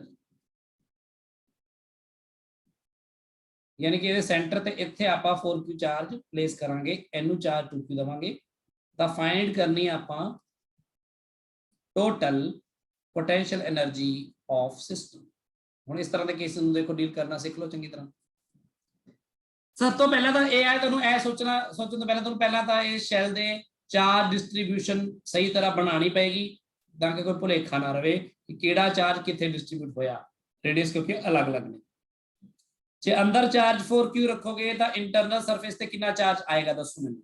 -4. Yes, 4q. ਹਾਂ, ਅੰਦਰ ਵਾਲੇ ਸਰਫੇਸ ਤੇ ਜਿਹੜਾ ਚਾਰਜ ਹੈ ਉਹ -4q ਆਏਗਾ, ਪਰ ਟੋਟਲ ਚਾਰਜ ਸ਼ੈਲ ਨੂੰ 2q ਦਿੱਤਾ ਆ ਤਾਂ ਬਾਹਰ ਕਿੰਨਾ ਆਏਗਾ? 6q. Yes exactly 6q। ਬਿਲਕੁਲ ਸਿੰਪਲ ਹੈ ਨਾ, ਤੇਜ਼ ਕਰਿਆ ਕਰੋ ਇਸ ਕੰਮ ਨੂੰ, ਤਾਂ ਇਹਦੇ ਲਈ ਤਾਂ ਕੋਈ ਬਹੁਤਾ ਸੋਚਣਾ ਨਾ ਪਵੇ ਹੁਣ ਆਪਾਂ ਨੂੰ। ਹੁਣ ਇਹਦੇ ਇਸ ਸਿਸਟਮ ਦੀ ਪੋਟੈਂਸ਼ੀਅਲ ਐਨਰਜੀ ਦੱਸਣੀ ਤੁਸੀਂ। ਇਹ ਚ 4q ਜਿਹੜਾ ਸੈਂਟਰ ਚ ਰੱਖਿਆ ਉਹਦੀ ਆਪਣੀ ਕੋਈ ਸੈਲਫ એનર્ਜੀ ਹੋਏਗੀ ਦੱਸੋ? No, sir. ਹੋਏਗੀ? नहीं, sir. ਨਹੀਂ ਹੋਏਗੀ ਹਨਾ। ਹਾਂ ਨਹੀਂ ਹੋਏਗੀ ਕਿਉਂਕਿ ਉਹ ਤਾਂ ਪੁਆਇੰਟ ਚਾਰਜ ਹੀ ਹੈ, ਸੈਲਫ એનર્ਜੀ ਪੁਆਇੰਟ ਚਾਰਜ ਦੀ ਥੋੜੀ ਹੁੰਦੀ ਹੈ।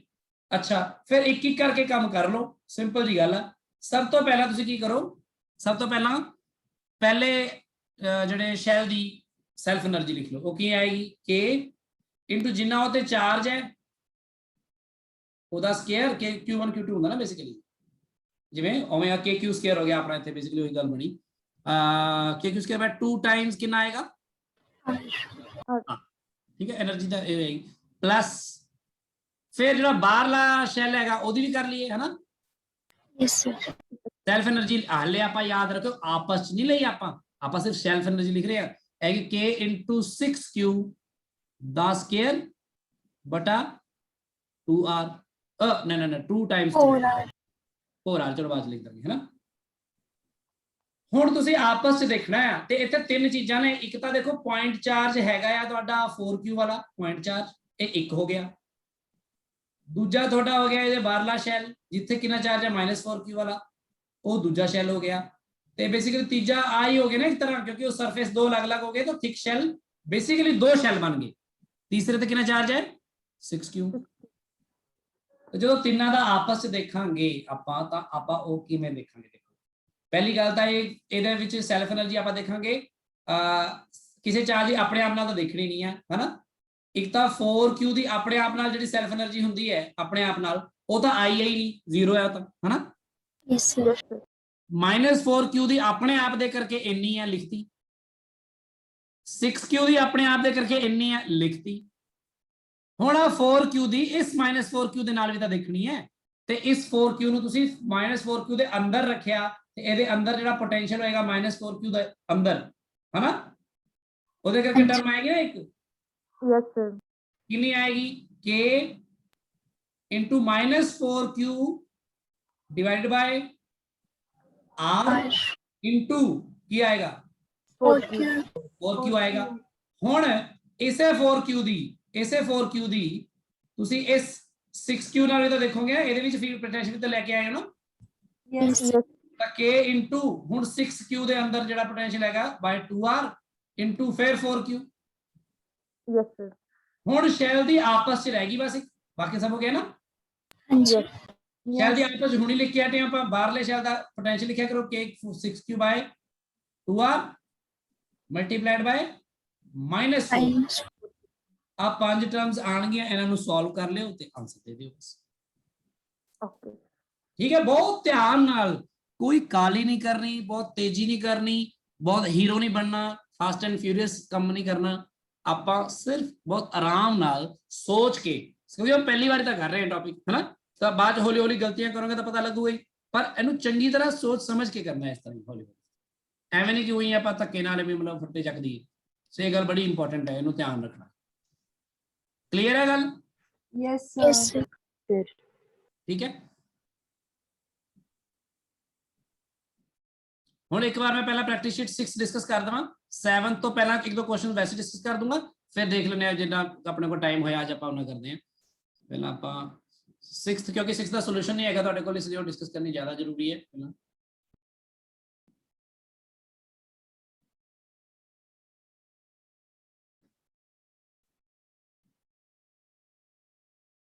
ਪ੍ਰੈਕਟਿਸ ਸ਼ੀਟ 6th,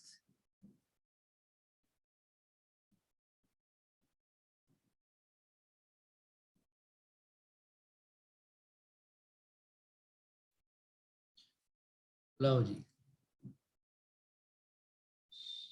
ਹਾਂਜੀ, ਇਹਦੇ ਵਿੱਚ ਦੱਸੋ ਕੁਝ ਕਾਫੀ ਕੁਐਸਚਨ ਤਾਂ ਤੁਸੀਂ ਕਰ ਲਿਓ ਹੋਣੇ, ਮੈਂ ਦੇਖੇ ਸੀ ਕੁਝ ਕੁਐਸਚਨ ਤਾਂ ਤੁਸੀਂ ਗਰੁੱਪ 'ਚ ਵੀ ਸ਼ੇਅਰ ਕੀਤੇ ਸੀ ਇੱਕ ਦੂਜੇ ਨਾਲ। ਜੇ ਤੁਹਾਡੀ ਕੋਈ ਗੱਲ ਕਿਤੇ ਲੱਗਦਾ ਹੋਵੇ ਕਿ ਕੋਈ ਗਲਤੀ ਹੋ ਗਈ ਹੈ, ਰਹਿ ਗਈ ਹੈ ਜਾਂ ਕੋਈ ਚੀਜ਼, ਤਾਂ ਪੁੱਛ ਲਓ। ਕੁਐਸਚਨ ਨੰਬਰ 1 to 7 ਪਹਿਲਾਂ ਮਾਰਕ ਕਰਾਓ ਕਿਹੜੇ ਕਿਹੜੇ।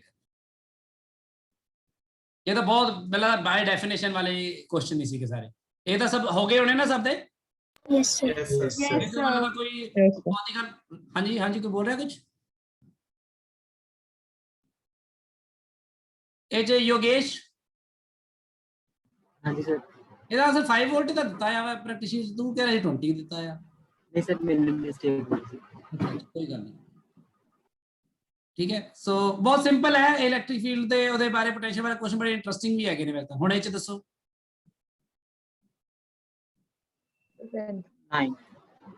9 9th ਹੈਗਾ, ਦੇਖੋ a charge q naught is distributed uniformly on a ring of radius r and a sphere of equal radius r is constructed with its center on the circumference of the ring. Find electric flux through the surface of the sphere. ਇਹਦੇ ਚ ਕੀ ਹੈ? charge q naught is distributed uniformly on a ring of radius r। ਠੀਕ ਹੈ, ring ਹੈ ਇੱਕ, ਇਹ ring ਯਾਦ ਰੱਖੋ। 2 ਡਾਇਮੈਂਸ਼ਨਲ 3 ਡਾਇਮੈਂਸ਼ਨਲ ਚੀਜ਼ਾਂ ਨੂੰ ਐਵੇਂ ਇਮੇਜਿਨ ਕਰਿਆ ਕਰੋ। ਇੱਥੇ ਮੈਂ 2 ਡਾਇਮੈਂਸ਼ਨਲ ਬਣਾਉਣਾ, ਹੁਣ ਮੈਂ ਸ਼ੈਲ ਐ ਬਣਾਇਆ ਸੀ, ਦੇਖੋ ਐ ਹੁਣੀ ਬਣਾਇਆ ਸੀ ਜਿਹੜਾ ਮੈਂ ਥਿਕ ਸ਼ੈਲ, ਇਸ ਤਰ੍ਹਾਂ ਐ ਮੈਟਰ ਸ਼ੋ ਕਰਤੀ ਸੀ, ਤੇ ਇਹਦਾ 2 ਡਾਇਮੈਂਸ਼ਨਲ ਸੋਚ ਰਹੇ ਹੋ ਨਾ ਤੁਸੀਂ, ਇਹ 3 ਡਾਇਮੈਂਸ਼ਨਲ ਆ ਅਸਲ ਵਿੱਚ। ਇਹ ਅੰਦਰਲਾ ਖੋਖਲਾ ਹਿੱਸਾ ਦਿਖ ਥੋੜੀ ਰਿਹਾ ਹੋਗਾ ਤੁਹਾਨੂੰ। ਜਿਵੇਂ ਇੱਕ ਸਮਝ ਲਓ ਕਿ ਬਾਲ ਹੈ, ਉਸ ਬਾਲ ਦੇ ਅੰਦਰ ਇੱਕ ਛੋਟੀ ਬਾਲ ਪਈ ਹੋਈ ਆ, ਤੁਹਾਨੂੰ ਦਿਖਦੀ ਥੋੜੀ ਆ ਉਹ। 3 ਡਾਇਮੈਂਸ਼ਨਲ ਨਾ, ਅੰਦਰ ਖਾਲੀ ਸਪੇਸ ਹੈਗੀ ਬਸ। ਪਰ ਹੁਣ ਮੈਂ ਤੁਹਾਨੂੰ ਸਮਝਾਉਣ ਲਈ ਇਸ ਤਰ੍ਹਾਂ ਬਣਾ ਦੇਣਾ, ਇਹ 2 ਡਾਇਮੈਂਸ਼ਨਲ ਬਣਾਇਆ ਆਪਾਂ, ਹਨਾ। ਇਸ ਵਿੱਚ 3 ਡਾਇਮੈਂਸ਼ਨਲ ਵਿੱਚ ਤਾਂ ਪਿਕਚਰ ਕੁਝ ਹੋਰ ਹੈ, ਤੁਹਾਨੂੰ ਪਤਾ ਨਾ, ਉਹ ਬਿਲਕੁਲ 3 ਡਾਇਮੈਂਸ਼ਨਲ ਹੈ ਉਹ। ਤੇ ਬਾਹਰ ਇਹਦੇ ਆ ਸਾਰੇ ਪਾਸੇ ਇਸ ਤਰ੍ਹਾਂ ਇਮੇਜਿਨ ਕਰੋ। ਪਤਾ ਲੱਗ ਰਹੀ ਗੱਲ ਕੀ ਕਹਿ ਰਿਹਾ ਮੈਂ? Yes, sir. ਠੀਕ ਹੈ, ਇਮੇਜਿਨ ਕਰਿਆ ਕਰੋ। ਹੁਣ ਇੱਥੇ ਰਿੰਗ ਹੈ, ਇੱਕ ਰਿੰਗ ਦੇ ਉੱਪਰ ਚਾਰਜ ਹੈਗਾ, ਸਾਰੀ ਦੇ ਉੱਪਰ ਯੂਨੀਫਾਰਮਲੀ ਡਿਸਟ੍ਰੀਬਿਊਟਡ Q0 ਚਾਰਜ ਸਾਰੀ ਰਿੰਗ ਤੇ ਡਿਸਟ੍ਰੀਬਿਊਟ ਕੀਤਾ ਹੈ, ਤੇ ਰਿੰਗ ਦਾ ਰੇਡੀਅਸ ਹੈਗਾ ਆ r, ਚਾਰਜ ਹੈਗਾ Q0। ਤੇ ਉਸ ਤੋਂ ਬਾਅਦ ਹੈਗਾ ਇੱਕ ਸਫੀਅਰ ਹੈਗਾ, ਹੁਣ ਇਕੁਅਲ ਰੇਡੀਅਸ r ਦਾ, constructed with its centre on the circumference of the ring. So ਇਹਦੇ ਸਰਕਮਫਰੈਂਸ ਤੇ ਇੱਥੇ ਸੈਂਟਰ ਹੈ, ਉਨਾ ਹੀ ਰੇਡੀਅਸ r ਹੈ ਇਹਦਾ ਵੀ, ਠੀਕ ਹੈ। ਇਸ ਤਰ੍ਹਾਂ ਇੱਕ ਸਫੀਅਰ ਹੈ, ਧਿਆਨ ਰੱਖਿਓ ਇਸ ਗੱਲ ਦਾ, ਸਮਝੋ ਧਿਆਨ। ਆ ਸਫੀਅਰ ਹੈ, ਹੁਣ ਇਹ ਸਮਝੋ ਸਫੀਅਰ ਹੈ, ਹਨਾ। ਸਫੀਅਰ ਦੇ ਅੰਦਰੋਂ ਵੀ ਹੋ ਕੇ ਰਿੰਗ ਨਿਕਲ ਰਹੀ ਹੋਏਗੀ ਨਾ, ਦੇਖੋ। Yes. ਸੋ ਬੇਸਿਕਲੀ ਜੇ ਮੈਨੂੰ ਆ ਪਤਾ ਲੱਗ ਜਾਏ ਸਫੀਅਰ ਦੇ ਅੰਦਰ ਜਿਹੜੀ ਆ ਰਿੰਗ ਹੈ ਕਿੰਨੀ ਹੈ, ਤੇ ਉਹਦੇ ਉੱਪਰ ਜਿੰਨਾ ਚਾਰਜ ਪਤਾ Q ਚਾਰਜ ਜਿਹੜਾ ਇਨਕਲੋਜ਼ਡ, ਤੇ ਮਲਟੀਪਲਾਈਡ ਬਾਈ ਡਿਵਾਈਡ ਬਾਈ ਐਪਸਿਲਨ ਨੋਟ, ਉਹੀ ਆਪਣਾ ਗੌਸ ਥਿਊਰਮ ਲੱਗ ਜਾਏਗੀ। ਪਰ ਇਹਦੇ ਅੰਦਰ ਆ ਕਿੰਨੀ ਇਨਕਲੋਜ਼ਡ ਹੈ, ਇਹ ਦੇਖੋ ਵੀ ਤੁਸੀਂ ਸਾਰੇ ਨੇ, ਆ ਕਿੰਨੀ ਇਨਕਲੋਜ਼ਡ ਹੈ ਆਪਣੀ ਜਿਹੜੀ ਰਿੰਗ ਹੈ ਇਹਦੇ ਅੰਦਰ, ਦੱਸੋ ਕੋਈ, ਸੋਚੋ।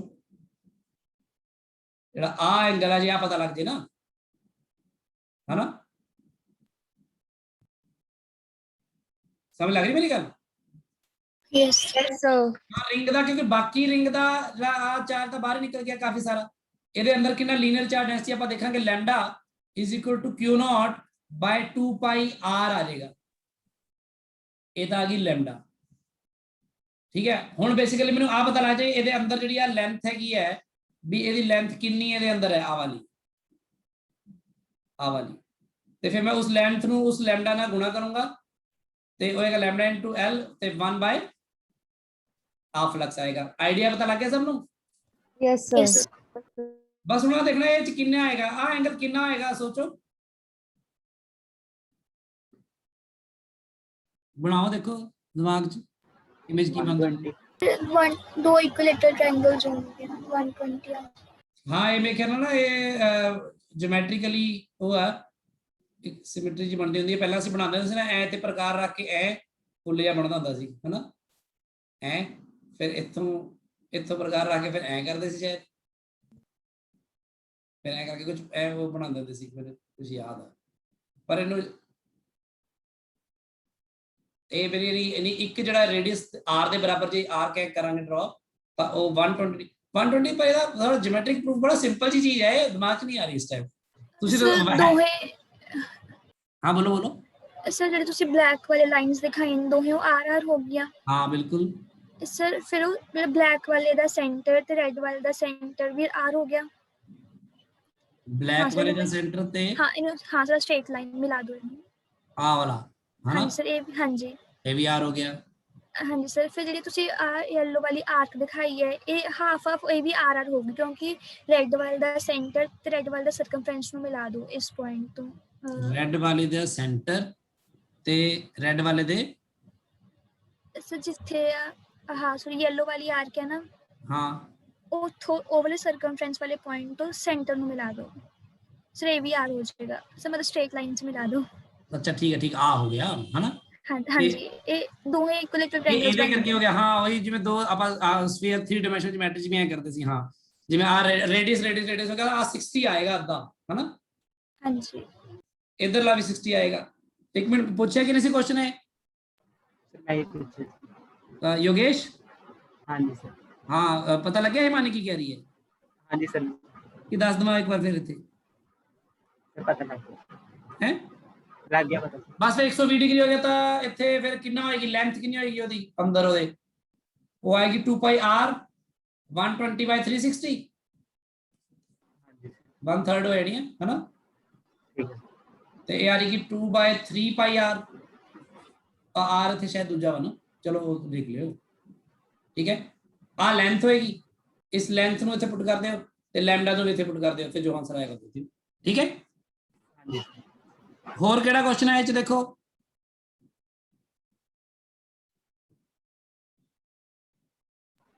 कोई टाइम डिस्कस कर ਕਿਹੜਾ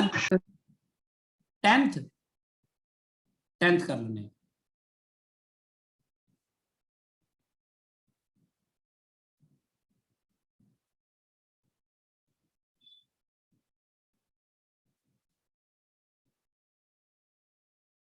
देखो 10th की है, 2 equal positive charges are kept at distance at points A and B and equal ने भी positive charges ਇੱਥੇ ਵੀ Q ਹੈ ਤੇ ਇੱਥੇ ਵੀ Q ਹੈ। ठीक है, they are kept at points A and B. Electric potential at the points between A and B is studied. Between A and B and A आ वाले सारे points ਤੇ ਆਪਾਂ potential देखना किवें है, while moving from A to B, A to B जाते हुए देखना वा। ठीक है, इस तरह वाह पॉइंट ते फिर आ पॉइंट ते फिर आ पॉइंट ते फिर आ पॉइंट ते फिर आ पॉइंट ते फिर आ पॉइंट ऐ करके इन्हां दा पोटेंशियल स्टडी करना ਆਪਾਂ।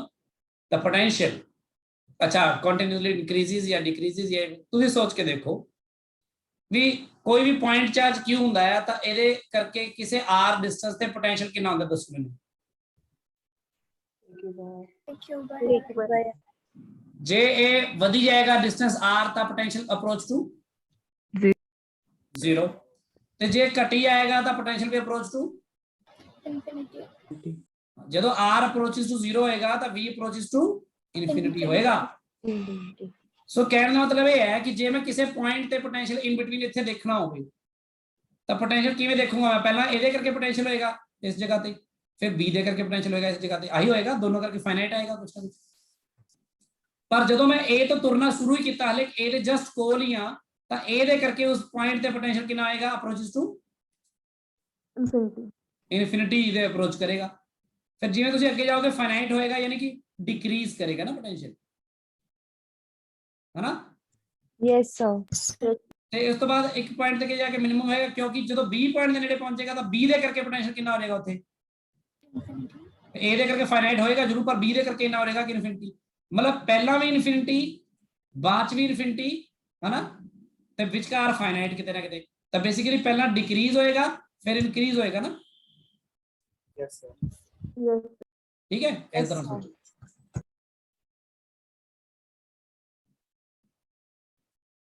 ਇਹਦੇ ਚ ਦੇਖੋ ਬਈ 13ਵੇਂ ਤੋਂ ਲੈ ਕੇ 17ਵੇਂ ਤੱਕ 30 13ਵਾਂ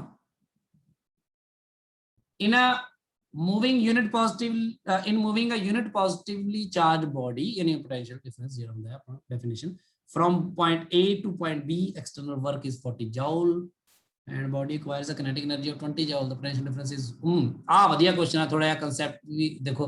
ਮੈਂ ਤੁਹਾਨੂੰ ਕਿਹਾ ਸੀ ਨਾ ਕਿ ਜਦੋਂ ਆਪਾਂ ਲੈ ਕੇ ਆਨੇ ਆ ਤਾਂ ਵਿਦਆਊਟ ਐਕਸਲਰੇਸ਼ਨ ਲੈ ਕੇ ਆਨੇ ਨਾ ਇਨਫਿਨਿਟੀ ਤੋਂ ਚਾਰਜ ਨੂੰ। Yes, sir. Yes, sir. ਯਾਨੀ ਜਦੋਂ ਵਿਦਆਊਟ ਐਕਸਲਰੇਸ਼ਨ ਲੈ ਕੇ ਆਨੇ ਆ ਆਪਾਂ, ਤਾਂ ਹੀ ਆਪਾਂ ਕਹਿੰਦੇ ਕਿ ਜਿੰਨਾ ਵਰਕ ਡਨ ਕਰਦੇ ਹੋ ਵਰਕ ਸਾਰਾ ਪੋਟੈਂਸ਼ੀਅਲ એનર્ਜੀ ਚ ਬਦਲਦਾ ਹੈ। Yes sir. ਜੇ ਤੁਸੀਂ ਵਿਦਆਊਟ ਐਕਸਲਰੇਸ਼ਨ ਨਹੀਂ ਲਿਆਓਗੇ ਤੇ ਉਹਨੂੰ ਐਕਸਲਰੇਟ ਕਰੋਗੇ, ਐਕਸਲਰੇਟ ਕਰਨ ਨਾਲ ਵੈਲੋਸਿਟੀ ਇਨਕਰੀਜ਼ ਕਰੇਗੀ ਜਾਂ ਡਿਕਰੀਜ਼ ਕਰੇਗੀ, ਜੋ ਵੀ ਹੈ ਹਨਾ। Yes, ਠੀਕ ਹੈ, sir. ਵੈਲੋਸਿਟੀ ਤਾਂ ਕਿਨੈਟਿਕ એનર્ਜੀ ਇਨਕਰੀਜ਼ ਹੋਏਗੀ ਨਾ ਫਿਰ ਇਹਦੀ। Yes sir. Yes, sir. ਤੇ ਇਹ ਜਿਹੜਾ ਤੁਸੀਂ ਐਕਸਟਰਨਲ ਫੋਰਸ ਲਾ ਕੇ ਜੇ 40 ਜੂਲ ਵਰਡਨ ਕੀਤਾ, ਪਰ ਉਹਨੇ 20 ਜੂਲ ਦੀ ਕਿਨੈਟਿਕ એનર્ਜੀ ਵੀ ਐਕਵਾਇਰ ਕਰ ਲਈ, ਇਹ ਨਹੀਂ ਉਹ ਰੈਸਟ ਤੇ ਨਹੀਂ ਹੈਗਾ, ਬਹੁਤ ਸਲੋਲੀ ਨਹੀਂ ਲੈ ਕੇ ਆਏ ਉਹਨੂੰ, ਉਹ ਰੈਸਟ ਉਹ ਕਿਨੈਟਿਕ એનર્ਜੀ ਗੇਨ ਕਰ ਲਈ। ਮਤਲਬ ਤੁਸੀਂ ਜਿਹੜਾ ਐਕਸਟਰਨਲ ਫੋਰਸ ਲਗਾਇਆ ਉਹ ਤੁਸੀਂ ਬੇਸਿਕਲੀ QE ਦੇ ਬਰਾਬਰ ਨਹੀਂ ਲਗਾਇਆ। ਸਮਝ ਲੱਗੀ ਗੱਲ ਮੇਰੀ ਹੁਣ। ਯੈਸ। ਜੇ ਤੁਸੀਂ QE ਦੇ ਬਰਾਬਰ ਲਗਾ ਲਿਓ ਤਾਂ ਜਾ ਕੇ ਹੁੰਦਾ ਨਾ ਵਰਕ ਡਨ ਬਰਾਬਰ ਪੋਟੈਂਸ਼ੀਅਲ ਡਿਫਰੈਂਸ। ਇਸ ਲਈ ਇੱਥੇ ਕਿਨੈਟਿਕ એનર્ਜੀ ਜਿਹੜੀ ਗੇਨ ਹੋਈ ਹੈ ਉਹਨੂੰ ਕੱਢ ਦਿਓ, ਕਿਉਂਕਿ 40 ਜੂਲ ਵਰਕ ਡਨ ਤੁਸੀਂ ਕੀਤਾ, ਉਹਦੇ ਵਿੱਚੋਂ 20 ਜੂਲ ਤਾਂ ਕਿਨੈਟਿਕ એનર્ਜੀ ਗੇਨ ਹੋ ਗਈ, ਤਾਂ 20 ਜੂਲ ਤਾਂ ਤੁਹਾਡਾ ਇਨੀ ਵੇਸਟ ਗਿਆ, ਉਦੋਂ ਤੁਸੀਂ ਐਕਸਟਰਨਲ ਫੋਰਸ ਜ਼ਿਆਦਾ ਹੀ ਲਗਾਤਾ ਸੀ। ਤਾਂ ਤੁਹਾਡੇ ਕੋਲ ਕਿੰਨਾ ਵਰਕ ਡਨ ਕੀਤਾ ਅਗੇਂਸਟ ਇਲੈਕਟ੍ਰੋਸਟੈਟਿਕ ਫੀਲਡ ਓਨਲੀ, ਕਿੰਨਾ ਹੋ ਗਿਆ, 20 ਜੂਲ ਹੋ ਗਿਆ। Yes, sir. ਤੇ ਯੂਨਿਟ ਪੋਜ਼ਿਟਿਵ ਚਾਰਜ ਲੈ ਕੇ ਅਸੀਂ ਚਾਰਜ ਨੂੰ ਡਿਵਾਈਡ ਕਰਨ ਦੀ ਲੋੜ ਨਹੀਂ, ਤਾਂ 20 ਜੂਲ ਤੋਂ 20 ਵੋਲਟ ਹੀ ਆਨਸਰ ਆਣਾ ਚਾਹੀਦਾ ਤੁਹਾਡਾ। ਠੀਕ ਹੈ ਗੱਲ। Yes, sir. इस तरह के कोई बाय डेफिनेशन वाले क्वेश्चन है जिवें 15वां भी इदां दा ही है। हो गया ये सारे बाकी यस 17वें च पता लग गया होना तुहानू किवें अरेंज करना इनू, ठीक है। Yes, sir. ये Yes, तो sir. बहुत सिंपल चीज़ां सीगियां, शुरू जी तुहानू ये सब गल्लां कर चुके हैं ਆਪਾਂ। हाँ जी इत्थे दसो 26 28. 27 28 26th 27th 28th 28th 20 होर केड़ा 19. 19th वो तो पिछले पेज ते दसना है ना 19th होर 22 22 अच्छा पिछला पेज में लगा कड्डे ही नहीं ना मैं वो गलती ना वही कर दूँ ठीक है Correct. 20. 20 आई 20 हाँ जी sir. चलो आता हो गया 18वां हाँ जी sir. ठीक है बस चार डिस्ट्रीब्यूशन ही करने से अच्छा और कुछ नहीं जिन्होंने डिस्ट्रीब्यूट करना आंदा उस तो बाद वैल्यूज करके रेशो कट लो बस ਇਹ ਚ ਕੀ ਹੈਗਾ ਚੂਜ਼ ਅ ਕਰੈਕਟ ਆਪਸ਼ਨ ਰਿਗਾਰਡਿੰਗ ਪਹਿਲਾਂ ਤਾਂ ਪੋਟੈਂਸ਼ੀਅਲ ਬਾਰੇ ਇਹ ਜਿਹੇ ਆਪਸ਼ਨ ਕਦੀ ਪੜੀ ਦੇ ਨਹੀਂ ਹੁੰਦੇ ਯਾਦ ਰੱਖਿਓ ਜਦੋਂ ਤੁਹਾਨੂੰ ਪੇਪਰ ਚ ਆਇਆ ਨਾ ਕੁਐਸਚਨ ਇਹ ਵੀ ਇੱਕ ਤਰੀਕਾ ਸਿੱਖ ਲਓ ਵੀ ਐਵੇਂ ਆ ਕੁਐਸਚਨ ਪੜਿਆ ਹਨਾ ਤੇ ਨਾਲ ਹੀ ਬੰਦਾ ਆਪਸ਼ਨ ਪੜ ਆਪਸ਼ਨ ਕਿਉਂ ਪੜ ਰਹੇ ਹੋ ਆਪਸ਼ਨ ਨਾ ਪੜੋ ਪਹਿਲਾਂ ਆਈਡੀਆ ਤਾਂ ਲੈ ਲਓ ਕੋਈ ਇਹ ਆਪਸ਼ਨ ਦੀ ਵੱਲ ਆਖਰੀ ਤਾਂ ਕਰੀਦੀ ਆ ਪਹਿਲਾਂ ਕੋਈ ਆਈਡੀਆ ਤਾਂ ਹੋਵੇ ਤੁਹਾਨੂੰ ਚੱਲ ਕੀ ਰਿਹਾ ਤੁਸੀਂ ਦਿਖ ਰਿਹਾ ਨਾ ਪੋਟੈਂਸ਼ੀਅਲ ਸਾਰੇ ਯੂਜ਼ ਹੋਏ ਨੇ ਪੋਟੈਂਸ਼ੀਅਲਸ ਬਾਰੇ ਸੋਚ ਲਓ ਕੀ ਸੋਚ ਸਕਦੇ ਹੋ ਤੁਸੀਂ ਪਹਿਲਾਂ ਆਹੀ ਸੋਚ ਲਓ ਹੁਣ ਤੁਸੀਂ ਸੋਚ ਕੇ ਦੇਖੋ ਕਿ ਜਿਹੜਾ ਇਹ ਡਾਇਪੋਲ ਹੈਗੀ ਆ ABCD are all equal distance from O ਠੀਕ ਹੈ ਡਿਸਟੈਂਸ ਸਾਰੇ ਆਂਦੇ O ਤੋਂ ਜਿਵੇਂ ਇਹਦਾ ਵੀ R ਹੈ ਇਹਦਾ ਵੀ R ਹੈ ਫਰਮ O ਇਹ ਵੀ R ਹੈ ਫਰਮ O ਇਹ ਵੀ R ਹੈ ਹੁਣ ਤੁਸੀਂ ਸੋਚ ਕੇ ਦੇਖੋ ਜੇ ਇਸ ਡਾਇਪੋਲ ਦੇ ਕਰਕੇ ਪੋਟੈਂਸ਼ੀਅਲ ਦੀ ਗੱਲ ਕਰੀਏ ਕਿਸੇ ਪਾਰਟਿਕੂਲਰ ਪੁਆਇੰਟ ਤੇ ਇੱਥੇ C ਤੇ ਤਾਂ ਤੁਹਾਨੂੰ ਪਤਾ ਹੀ ਹੈ ਕਿੰਨਾ ਪੋਟੈਂਸ਼ੀਅਲ ਹੋਏਗਾ ਪਤਾ ਹੈ ਨਾ 0 ਹਾਂ ਆਪਾਂ ਕੀਤਾ ਹੈ ਨਾ ਉਤੇ ਵੀ D ਤੇ ਵੀ ਕੀ ਹੋਏਗਾ 0 ਹੁਣ A ਤੇ B ਦਾ ਦੇਖ ਲੈਂਦੇ ਹਿਸਾਬ ਕਿਤਾਬ ਕੀ ਹੈ B ਤੇ ਕੀ ਹੋਏਗਾ B ਤੇ ਜੇ ਮੈਂ ਗੱਲ ਕਰਾਂ ਕਿ ਆ ਮੰਨ ਲਓ ਡਿਸਟੈਂਸ ਪੂਰਾ ਇਹ ਸੇਮ ਹੈਗਾ ਮੰਨ ਲਓ L ਹੈਗਾ ਜਾਂ R ਹੈਗਾ ਤੇ ਇਹਨੂੰ L ਮੰਨ ਲਓ ਤਾਂ ਬੇਸਿਕਲੀ B ਤੇ ਜੋ ਵੀ ਹੋਏਗਾ ਡਿਸਟੈਂਸ ਦੇਖੋ ਆ ਵਾਲਾ ਡਿਸਟੈਂਸ ਇੱਥੇ ਹੈ ਇੱਥੇ ਯੂਜ਼ ਹੋਏਗਾ ਯਾਨੀ ਪੋਜ਼ਿਟਿਵ ਕਰਕੇ पोटेंशियल ਜਿਹੜਾ ਪੋਜ਼ਿਟਿਵ ਚਾਰਜ ਕਰਕੇ ਆ ਡਿਸਟੈਂਸ ਯੂਜ਼ ਕਰੋਗੇ 네ਗੇਟਿਵ ਚਾਰਜ ਕਰਕੇ ਆ ਡਿਸਟੈਂਸ ਯੂਜ਼ ਕਰੋਗੇ ਨਾ yes Yes, sir. ਉੱਥੇ ਕੀ ਕਰੋਗੇ 네ਗੇਟਿਵ ਕਰਕੇ ਆ ਡਿਸਟੈਂਸ ਯੂਜ਼ ਕਰੋਗੇ ਬਾਕੀ ਸਭ ਸੇਮ ਹੀ ਹੈ ਤੇ ਪੋਜ਼ਿਟਿਵ ਕਰਕੇ ਆ ਯੂਜ਼ ਕਰੋਗੇ ਬਿਲਕੁਲ ਸੇਮ ਹੀ ਹੈ ਤੇ A ਤੇ B ਦੇ ਉੱਪਰ ਪੋਟੈਂਸ਼ੀਅਲ ਦਾ ਮੈਗਨੀਟਿਊਡ ਸੇਮ ਹੋਣਾ ਚਾਹੀਦਾ ਆ ਬਸ ਇਹ ਹੈ ਕਿ B ਦੇ ਪੋਟੈਂਸ਼ੀਅਲ ਪੋਜ਼ਿਟਿਵ ਹੋਏਗਾ A ਤੇ ਪੋਟੈਂਸ਼ੀਅਲ 네ਗੇਟਿਵ ਹੋਏਗਾ ਕਿਉਂਕਿ 네ਗੇਟਿਵ ਵਾਲੇ ਦੇ ਨੇੜੇ ਹੈ ਉਹ ਹਨਾ पर मैग्नीट्यूड तो दोनों बराबर ही आएगा ना माइनस ही हो जाएगा तो A ਤੇ B ਦਾ पोटेंशियल बराबर ਤੇ मैग्नीट्यूड आया तो पॉजिटिव होएगा कोई ना कोई ਤੇ C ਤੇ D ਦਾ 0 0 ਹੀ ਹੈ ਬੇਸਿਕਲੀ ਤੇ ਆਬਵੀਅਸਲੀ ਉਹ ਪੋजिटिव ਹੈ ਤੇ ਇਹ ਤੋਂ ਵੱਡੀ ਹੋਏਗਾ ਆਹੀ ਆਨਸਰ ਆਏਗਾ ਠੀਕ ਹੈ ਨਾ ਹੁਣ A ਤੇ B ਦਾ ਤੁਹਾਨੂੰ ਜੇ C ਤੇ D ਦਾ ਹੀ ਪਤਾ ਬੰਦੇ ਨੂੰ ਤਾਂ ਉਹ ਇਹਨਾਂ ਦੇ ਬਾਰੇ ਤਾਂ ਜੇ ਇਹਦੇ ਬਾਰੇ ਸੋਚ ਸਕਦਾ ਹੋ ਕਿਉਂਕਿ B C ਦੇ ਬਰਾਬਰ ਹੈ ਨਾ ਤੇ ਇਹਦੇ ਬਾਰੇ ਸੋਚ ਸਕਦਾ ਤੇ ਇਹਦੇ ਬਾਰੇ ਸੋਚ ਸਕਦਾ ਪਤਾ ਲੱਗ ਜਾਂਦਾ ਨਾ ਪਰ ਇਸ ਆਪਸ਼ਨ ਦੇ ਬਾਰੇ ਤਾਂ ਗੱਲ ਹੀ ਨਹੀਂ ਆਣੀ ਆਪਣੀ 19ਵਾਂ 20ਵਾਂ क्वेश्चन देखो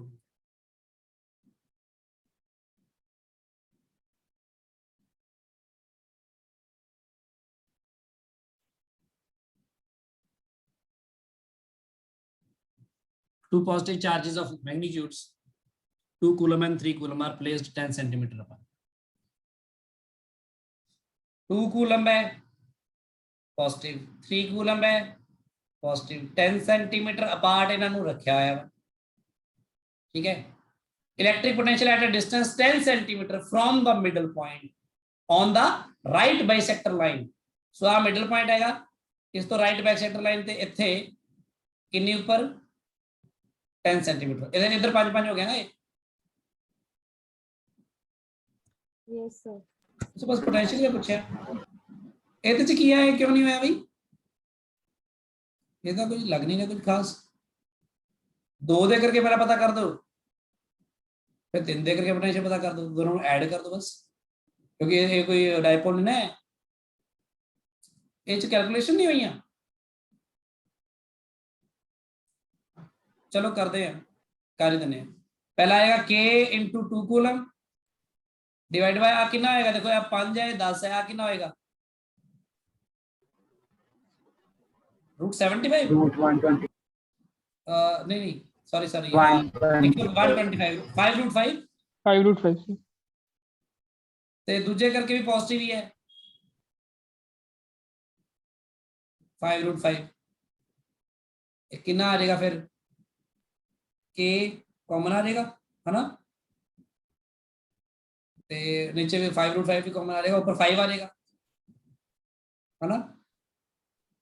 ओ 5 √5 है ना, पर सेंटीमीटर च है ना। यस सर ਇਹਨੂੰ into 10⁻² करोगे, ਇਹਨੂੰ भी 10⁻² करोगे मीटर च, ਤੇ बेसिकली ਇੱਥੇ 10⁻² ਆਏਗਾ, ਤਾਂ ਇਹ 5 ਨਾਲ 5 कैंसिल हो जाएगा ना, k ਦੀ ਵੈਲਿਊ ਆਏਗੀ 9 into 10⁻9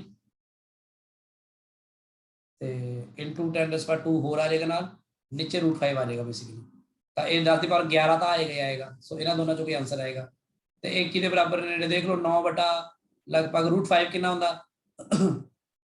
2 ਪੁਆਇੰਟ ਸਮਥਿੰਗ ਹੋਏਗਾ। ਅੱਛਾ 4 ਤੇ 5 ਦੋਨੋਂ ਆਂਸਰ ਦਿੱਤੇ ਹੋਏ ਨੇ ਨਾ, ਤਾਂ ਤੁਹਾਨੂੰ ਦੇਖਣਾ ਪੈਣਾ ਕਿਹਦੇ ਨੇੜੇ ਜ਼ਿਆਦਾ ਹੈ। 9/√5 ਨਹੀਂ 9/√5 ਇਹਨੂੰ ਤੁਸੀਂ ਕਰ ਲਓ √5 ਮਲਟੀਪਲਾਈ √5 ਡਿਵਾਈਡ, ਤਾਂ ਬੇਸਿਕਲੀ ਆ ਜਾਏਗਾ 9√5/5। √5 ਦੀ ਵੈਲਿਊ ਦੇਖੋ ਕੀ ਆ ਰਹੀ ਹੈ, एग्जैक्ट वैल्यू करो ना इन्ना मल्टीप्लाई, √2 ਤੇ √3 ਦੀ ਤਾਂ ਯਾਦ ਹੀ ਰਹਿੰਦੀ ਹੈ, 5 ਦੇ ਲਈ ਥੋੜਾ ਜਿਹਾ ਐਕੂਰੇਟ ਹੀ ਕਹੀਏ ਤਾਂ ਜ਼ਿਆਦਾ ਵਧੀਆ। 2.23 2.23 ਨੂੰ 9 ਨਾਲ ਗੁਣਾ ਕਰਕੇ ਬਟਾ 5 ਕਰਕੇ ਦੇਖੋ ਕਿਹਦਾ ਆ ਰਿਹਾ ਹੈ। 2.23 ਮਲਟੀਪਲਾਈਡ ਬਾय 9 डिवाइडेड बाय 5, So 4.01. 4.04 आ गया ना, फिर आ वाला आएगा। ठीक है आंसर समझ लगी गल। हाँ जी सर Yes, sir. बस कैलकुलेशन ਤੇ ਧਿਆਨ ਰੱਖਿਆ ਕਰੋ, ਸੈਂਟੀਮੀਟਰ ਸੀਗਾ ਉਹਨੂੰ ਉੱਪਰ ਕੂਲਮ ਚੱਕੀ ਫਿਰਦੇ ਹੋ, k ਦੀ ਵੈਲਿਊ ਵੀ ਉਹ ਚ ਪੁੱਟ ਕਰੋਗੇ, ਐਸਆਈ ਚ ਪੁੱਟ ਕਰੋਗੇ ਤਾਂ ਫਿਰ ਤੁਹਾਨੂੰ ਉਹ ਵੀ ਤਾਂ ਸੈਂਟੀਮੀਟਰ ਮੀਟਰ ਚ ਚਾਹੀਦਾ। 22ਵਾਂ ਕੁਐਸਚਨ ਦੇਖੋ, 22ਵੇਂ ਕੁਐਸਚਨ ਲਈ ਮੈਂ ਜਿਹੜੇ ਨਾਨ ਮੈਡੀਕਲ ਵਾਲੇ ਬੱਚੇ ਨੇ ਮੈਂ ਉਹਨਾਂ ਨੂੰ ਇਨਫਾਈਨਾਈਟ ਜੀਪੀ ਦਾ ਸੋਲੂਸ਼ਨ ਕਰਵਾਇਆ ਸੀ ਇੱਕ ਵਾਰੀ +1 ਚ ਵੀ, ਭੁੱਲ ਗਏ ਹੋਣਗੇ, ਇੱਕ ਵਾਰ ਦੱਸ ਦਿੰਦਾ ਫਿਰ ਹੁਣ ਫੇਰ ਯਾਦ ਰੱਖਿਓਗੇ। ਤੁਸੀਂ 10th ਕਲਾਸ ਜੀਪੀ ਕੀਤੀ ਹੈ ਨਾ, ਮੈਡੀਕਲ ਵਾਲੇ ਬੱਚੇ ਹੋ, AP ਕੀਤੀ ਕੀਤੀ ਹੈ ਕਿ ਨਹੀਂ? AP AP ਜਿਓਮੈਟ੍ਰਿਕ ਪ੍ਰੋਗਰੈਸ਼ਨ ਵੀ ਤਾਂ ਹੈਗੀ ਆ 10th ਚ। नहीं सर ਨਹੀਂ ਸਰ सर +1 ਚ ਹੈ। ਅੱਛਾ +1 ਚ ਹੈ, ਚਲੋ ਫਿਰ ਜਿਓਮੈਟ੍ਰਿਕ ਪ੍ਰੋਗਰੈਸ਼ਨ ਇਹ ਹੁੰਦੀ ਹੈ ਜਿਵੇਂ ਫॉर एग्जांपल ਮੰਨ ਲਓ ਇਹ ਚ ਕੋਈ ਮੰਨ ਲਓ ਫਸਟ ਟਰਮ a ਹੈਗੀ ਆ, ਇੱਕ ਕਾਮਨ ਰੇਸ਼ੋ ਹੁੰਦਾ ਇਹ ਚ r, ਠੀਕ ਹੈ ਕਾਮਨ ਰੇਸ਼ੋ ਹੁੰਦਾ, ਤੇ ਫਿਰ ਆਪਣੀ ਟਰਮਸ ਕੀ ਆਣੀ a into ਫਿਰ ar सॉरी फिर नेक्स्ट टर्म आएगी ar², फिर आएगी ar³, फिर आएगी ar4 एंड सो ऑन, ये अपनी जीपी आती है। ठीक है गल, जिवें फॉर एग्जांपल मान लो 2 है ते 3 है ना, 2 अपनी ए फर्स्ट टर्म आ गई, जिवें वो a एंड d हुंदा सी ना, ਹਾਂਜੀ तो ये पहली टर्म आएगी 2, दूसरी आएगी 2 3 6, फिर आएगी 6 3 18, ये 2 into 3 स्क्वायर, फिर 2 into 3 क्यूब करोगे 3 3 9 27 कितना आएगा 54 है ना, एंड सो ऑन, इस तरह चलती रहेगी, इन्हें जीपी बोलते हैं। जिवें एपी च तुसीं करदे सी भी कंसेक्यूटिव टर्म्स दा सबट्रैक्ट करके डी सेम हुंदा सी, इत्थे की है देखो 6/2 करोगे 3 आएगा, 18/6 करोगे 3 आएगा, 54/18 करोगे 3 आएगा, आई कॉमन रेशो आई जाएगा बार बार। ठीक है गल, यस सर ए वाली ਜਿਹੜੀ सीरीज है ना, ए सीरीज इनफाइनाइट तक भी जा सकती है, यानी इनफाइनाइट तक ए जा सकती है, ए ar² and so on infinity तक जा सकती है। ठीक है, इनफिनिटी टर्म्स हो सकती हैं, जेडी इनफाइनाइट टर्म्स हो सकती हैं ने ਤਾਂ ਇਹਦਾ ਸਮ ਕੀ ਆਏਗਾ, ਸਮ ਆਫ ਇਨਫਾਈਨਾਈਟ ਜੀਪੀ ਕੀ ਹੁੰਦਾ ਹੈ, a + ar² and so on, ਉਹਦਾ ਫਾਰਮੂਲਾ ਹੁੰਦਾ ਹੈ a ਡਿਵਾਈਡਡ ਬਾਈ 1 - r, ਇਹ ਸਮ ਆਫ ਇਨਫਾਈਨਾਈਟ ਜੀਪੀ ਹੋ ਗਿਆ।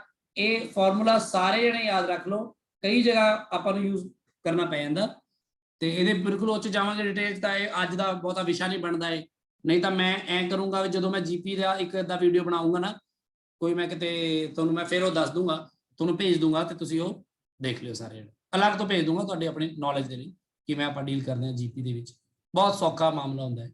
ਪਰ ਆ ਸਿੱਧਾ ਹੀ ਸੋਲੂਸ਼ਨ ਫਿਲਹਾਲ ਦੱਸਦਾ ਵੀ ਇਨਫਾਈਨਾਈਟ ਟਰਮਸ ਹੋਣ ਤਾਂ ਸਮ ਕਿੰਨਾ ਆਏਗਾ a/1 - r। ਕਲੀਅਰ ਹੈ ਗੱਲ ਇਹ? Yes, sir.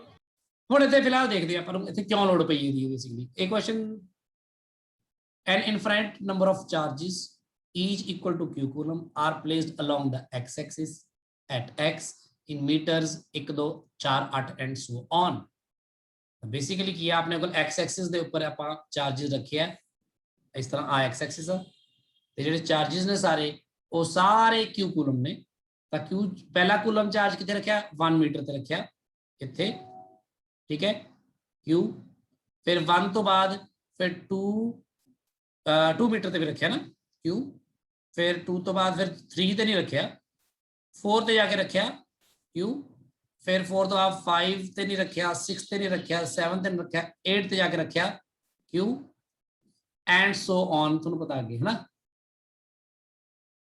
ते आपां पोटेंशियल एंड फील्ड दोनों पता करने एट x इक्वल टू 0 यानी कि इत्थे पता करना इस पॉइंट तो सब तो पहला पोटेंशियल पता कर लो फिर फील्ड पता कर लो बस तो आप फाइंड की करना फिर 1 बाय 4 बाय एप्सिलॉन टाइम्स की होएगा चलो आप 1 बाय 4 बाय एप्सिलॉन तो के ही हुंदा अपना बस देख लो सब तो पहला पोटेंशियल देखो की होएगा इस q दे करके पहला इथे पोटेंशियल पता करो कितना आएगा KQ by 1. दूसरे दे करके kq बाय 2. फिर kq बाय 4. फिर kq by 8. And so on है ना क्योंकि आगे रखी गई आप चार्ज इस तरह तो इतो बेसिकली क्या होगा kq कॉमन आ जाऊगा ये आ जाऊगा 1 + 1 by 2 + 1 by 4 + 1 by 8 and so on ये जीपी बन रही है सोच के देखो 1 बाय 2 ਨੂੰ 1 ਨਾਲ डिवाइड करो तो 1 बाय 2 आएगा 1 बाय 4 ਨੂੰ 1 बाय 2 ਨਾਲ डिवाइड करोगे तो फिर 1 बाय 2 आएगा 1 बाय 2 सो बेसिकली ਇੱਥੇ ਜਿਹੜਾ ਤੁਹਾਡੀ ਫਰਸਟ ਟਰਮ ਆਏਗੀ ਉਹ ਆਏਗੀ 1 ਤੁਹਾਡਾ ਕਾਮਨ ਰੇਸ਼ੋ ਆਏਗਾ 1 by 2. So therefore ਜਿਹੜੀ ਤੁਹਾਡੀ ਆਏਗਾ ਪੋਟੈਂਸ਼ੀਅਲ ਆਏਗਾ kq ਇਹ ਆਏਗਾ a/1 - r यही आया ना Yes, sir. ये आएगा 2kq ਤਾਂ k × 2q आया ना ਤਾਂ बेसिकली ਤੁਹਾਡਾ ਆਨਸਰ या तो आया हो सकता या आया हो सकता क्योंकि ਇਹ पोटेंशियल आ गया 2q ठीक है Yes, sir.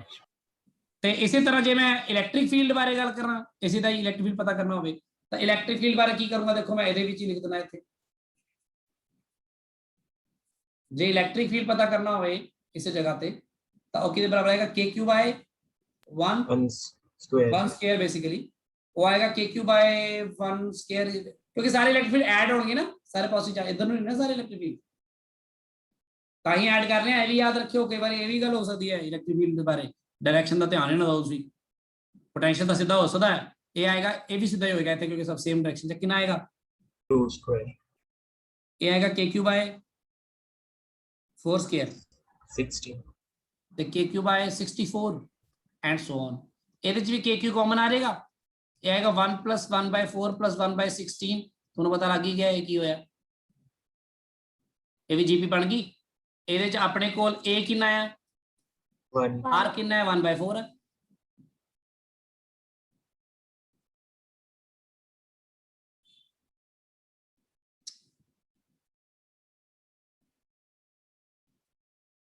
One minus 1 by 4 है तो कितना आ जाएगा ये 3 by 4 by 3 this is the answer ठीक है जी गल Yes, sir. Yes, sir. Answer आ गया बाई में हो गया हुण आ जाइए आखिरी पेज दे चलो जी 26 27 28 बाकी हो गए सारे Yes, sir. Yes, चलो sir. फिर पहला आप 26वां कर दें देखिया करो पुराने कॉन्सेप्ट्स भी जो यूज होंगे किवें किथे यूज होंगे है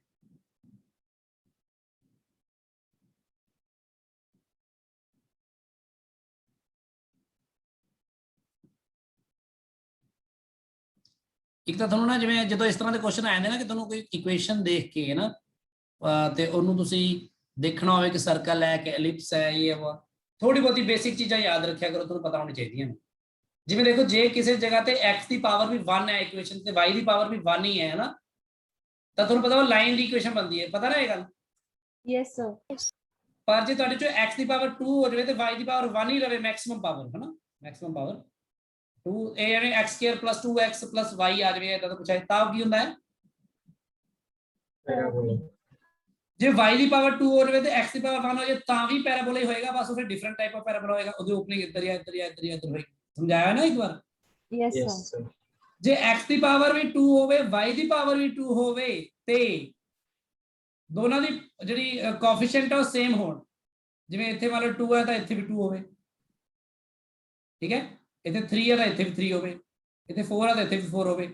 ਬਹੁਤੀ ਡਿਟੇਲ ਚ ਨਹੀਂ ਮੈਂ ਲੈ ਕੇ ਜਾਊਂਗਾ ਤੁਹਾਨੂੰ, ਇਹ ਅੱਗੇ ਦਾ ਹੋਰ ਵੀ ਕੁਝ ਚੀਜ਼ਾਂ ਹੋਰ ਵੀ ਚੀਜ਼ਾਂ ਜ਼ਰੂਰੀ ਹੁੰਦੀਆਂ ਨੇ ਜਨਰਲ ਇਕੁਏਸ਼ਨ ਦੇ ਵਿੱਚ। ਫਿਲਹਾਲ ਇਹ ਹੈ ਕਿ ਜੇ ਦੋਨੋਂ ਪਾਵਰਸ ਡਬਲ ਹੋਣ ਤੇ ਦੋਨਾਂ ਦਾ ਕੋਐਫੀਸ਼ੀਐਂਟ ਵੀ ਸੇਮ ਹੋਵੇ, ਠੀਕ ਹੈ, ਜਾਂ ਕੋਐਫੀਸ਼ੀਐਂਟ ਤੋਂ ਤੁਸੀਂ ਡਿਵਾਈਡ ਕਰ ਦੋਗੇ ਸਾਰੀ ਇਕੁਏਸ਼ਨ ਦਾ ਪਾਵਰ 1 ਹੀ ਆ ਜਾਏਗਾ, ਤਾਂ ਆਪਾਂ ਕਹਿੰਦੇ ਆ ਕਿ ਇਹ ਕੀ ਬਣਦਾ ਆ,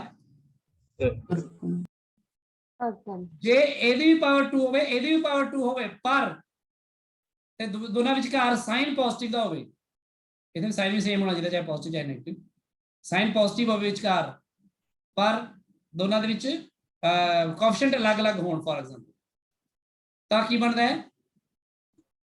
ਐਲਿਪਸ। ਕੁਝ ਹੋਰ ਵੀ ਗੱਲਾਂ ਹੁੰਦੀਆਂ ਨੇ, ਮੈਂ ਉਹ ਦੱਸ ਨਹੀਂ ਰਿਹਾ ਤੁਹਾਨੂੰ, ਜਾਣਬੁੱਝ ਕੇ ਤੰਗ ਨਹੀਂ ਕਰਨਾ ਚਾਹੁੰਦਾ।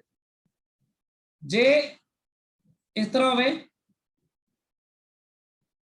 ਤੇ ਵਿਚਕਾਰ ਸਾਈਨ ਜਾਂ ਇੱਥੇ ਮਾਈਨਸ ਜਾਂ ਇੱਥੇ ਪਲੱਸ ਹੋਵੇ, ਜਾਂ ਫਿਰ ਇੱਥੇ ਪਲੱਸ ਜਾਂ ਇੱਥੇ ਮਾਈਨਸ ਹੋਵੇ, ਤਾਂ ਬਣਦਾ ਹਾਈਪਰਬੋਲਾ। ਠੀਕ ਹੈ ਗੱਲ? Yes, sir. ਇਹ ਥੋੜਾ ਵੈਸੇ ਜਸਟ ਤੁਹਾਨੂੰ ਇਹ ਮੈਡੀਕਲ ਵਾਲੇ ਬੱਚੇ ਦਾ ਲਿਖ ਲਿਓ, ਇਹ ਗੱਲਾਂ ਨੂੰ ਦਿਮਾਗ 'ਚ ਰੱਖਿਓ। ਇਕੁਏਸ਼ਨ ਆਂਦੀ ਹੈ ਆਪਾਂ ਨੂੰ ਦੱਸਣਾ ਪੈਂਦਾ ਬਸ ਕਿਹੜਾ ਆਇਆ, ਆਪਾਂ ਫਿਰ ਦੱਸ ਸਕਦੇ ਹਾਂ। ਆਪਾਂ ਇੱਥੇ ਗੱਲ ਕਰਦੇ ਹਾਂ, ਆਪਣੇ ਕੋਲ ਚਾਰजेस ਹੈਗੇ ਨੇ q ਤੇ -2q are placed at some distance. So ਆਪਾਂ ਇੱਕ q ਲਿਆ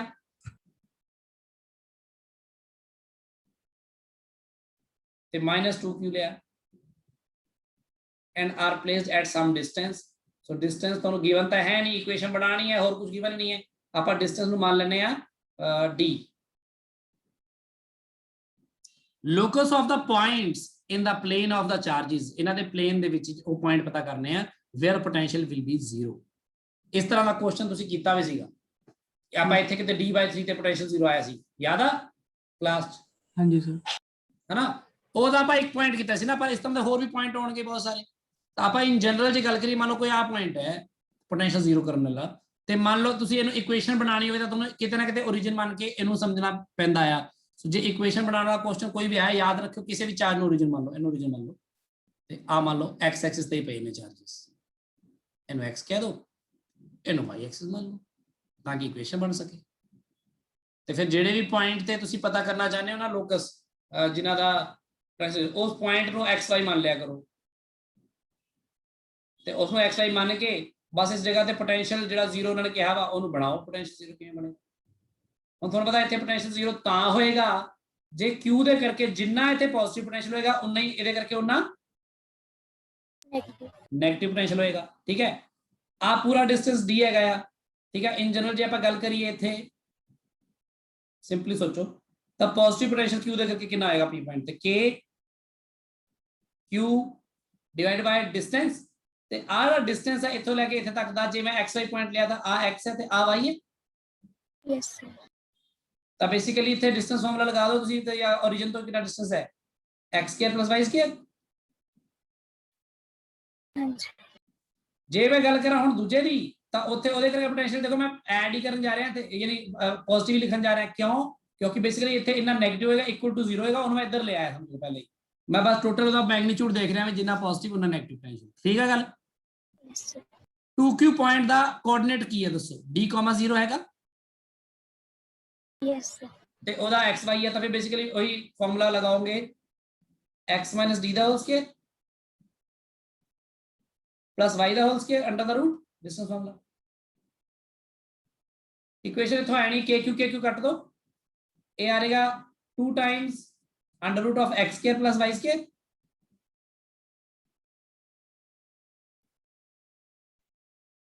कुछ नहीं करना, बस स्केयरिंग बोथ साइड्स का, तो आ जाएगा 4 टाइम्स,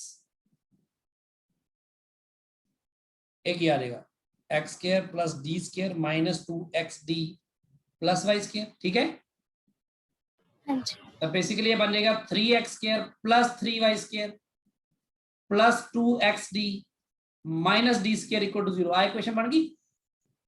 Yes, sir. यस ਕੀ सर। ਹੈ ਇਹ 'ਚ ਦੇਖੋ ਇਹਨਾਂ ਚੋਂ, Circle, sir. Yes, sir. ਕਿਉਂਕਿ x² ਤੇ y² ਦੇ ਕੋਐਫੀਸ਼ੀਐਂਟ ਦੋਨੋਂ Same. सेम बस और कुछ नहीं देखना है ਤੇ ਦੋਨੋਂ ਦੀ ਪਾਵਰ ਵੀ ਮੈਕਸਿਮਮ ਡਬਲ ਹੈ ਜੇ ਇਹਨਾਂ ਚੋਂ y ਸਕੁਅਰ ਨਾ ਹੁੰਦਾ ਇੱਥੇ ਕੱਲਾ y ਹੁੰਦਾ ਤਾਂ ਕੀ ਕਹਿੰਦੇ ਤੁਸੀਂ ਐਕਸਪੈਕਟ ਕੀ ਕਰਦੇ ਜੇ ਇੱਥੇ y ਸਕੁਅਰ ਦੀ ਜਗ੍ਹਾ y ਹੁੰਦਾ ਕੱਲਾ ਫਿਰ ਕੀ ਹੁੰਦਾ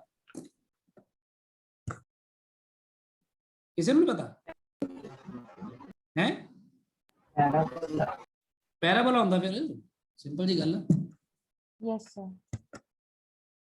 ਸੋ ਬਹੁਤ ਚੰਗੀ ਤਰ੍ਹਾਂ ਇਹਨੂੰ ਸਮਝੋ ਤੇ ਕਰੋ ਅੱਗੇ ਹੈਗਾ ਦੇਖੋ 27ਵਾਂ ਕੁਐਸਚਨ 27ਵਾਂ ਤੇ ਚਲੋ 28ਵਾਂ ਦਾ ਠੀਕ ਆ ਆਪਾਂ ਰੋਟੇਸ਼ਨਲ ਔਰ ਯੂਜ਼ ਕਰਾਂਗੇ ਪਰ ਜਿਹੜਾ 27ਵਾਂ ਹੈ ਨਾ ਥੋੜਾ ਜਿਹਾ ਮੈਨੂੰ ਲੱਗਦਾ ਤੁਹਾਡੇ ਲਈ ਟਫ ਹੋ ਗਿਆ ਕਿਉਂਕਿ ਹਲੇ ਜਿੰਨੇ ਕਿ ਤੁਹਾਡੀ ਉਹ ਹੈਗੀ ਆ ਜਿਓਮੈਟਰੀ ਵਗੈਰਾ ਦੀ ਸਮਝ ਪਰ ਤੁਹਾਨੂੰ ਸਮਝ ਨਹੀਂ ਤਾਂ ਪੈਣੀ ਆ ਨਹੀਂ ਤਾਂ ਤੁਹਾਡੇ ਤੋਂ ਕੰਪੀਟੀਸ਼ਨ ਕਿੱਥੋਂ ਆਏਗਾ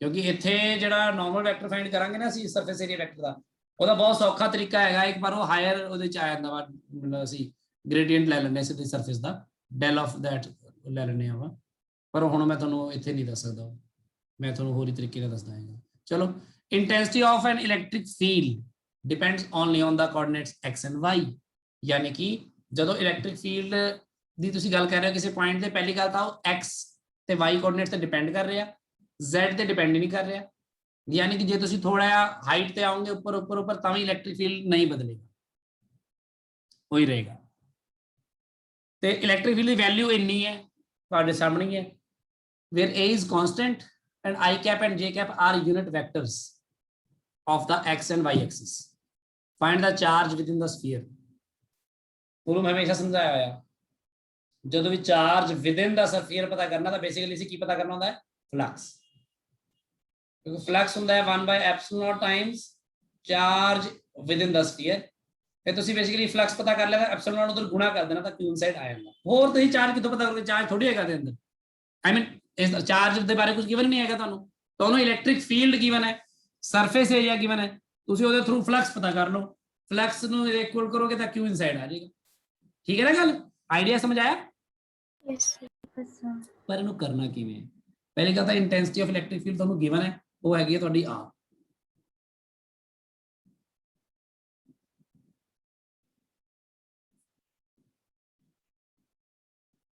x square plus y square this ਤੇ ਜੇ ਤੁਸੀਂ ਹੁਣ ਇਸ ਸਿਚੁਏਸ਼ਨ ਨੂੰ ਥੋੜਾ ਇਮੇਜਿਨ ਕਰੋ ਪਹਿਲਾਂ ਤਾਂ ਚੰਗੀ ਤਰ੍ਹਾਂ ਸੋਚੋ ਮੰਨ ਲਓ x ਤੇ y ਐਕਸਿਸ ਹੈ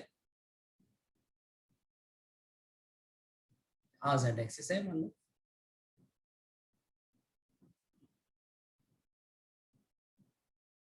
ठीक है ते find the charge with in a sphere of radius r with centre at origin sphere है एक रेडियस r दा सेंटर एट ओरिजिन है इस तरह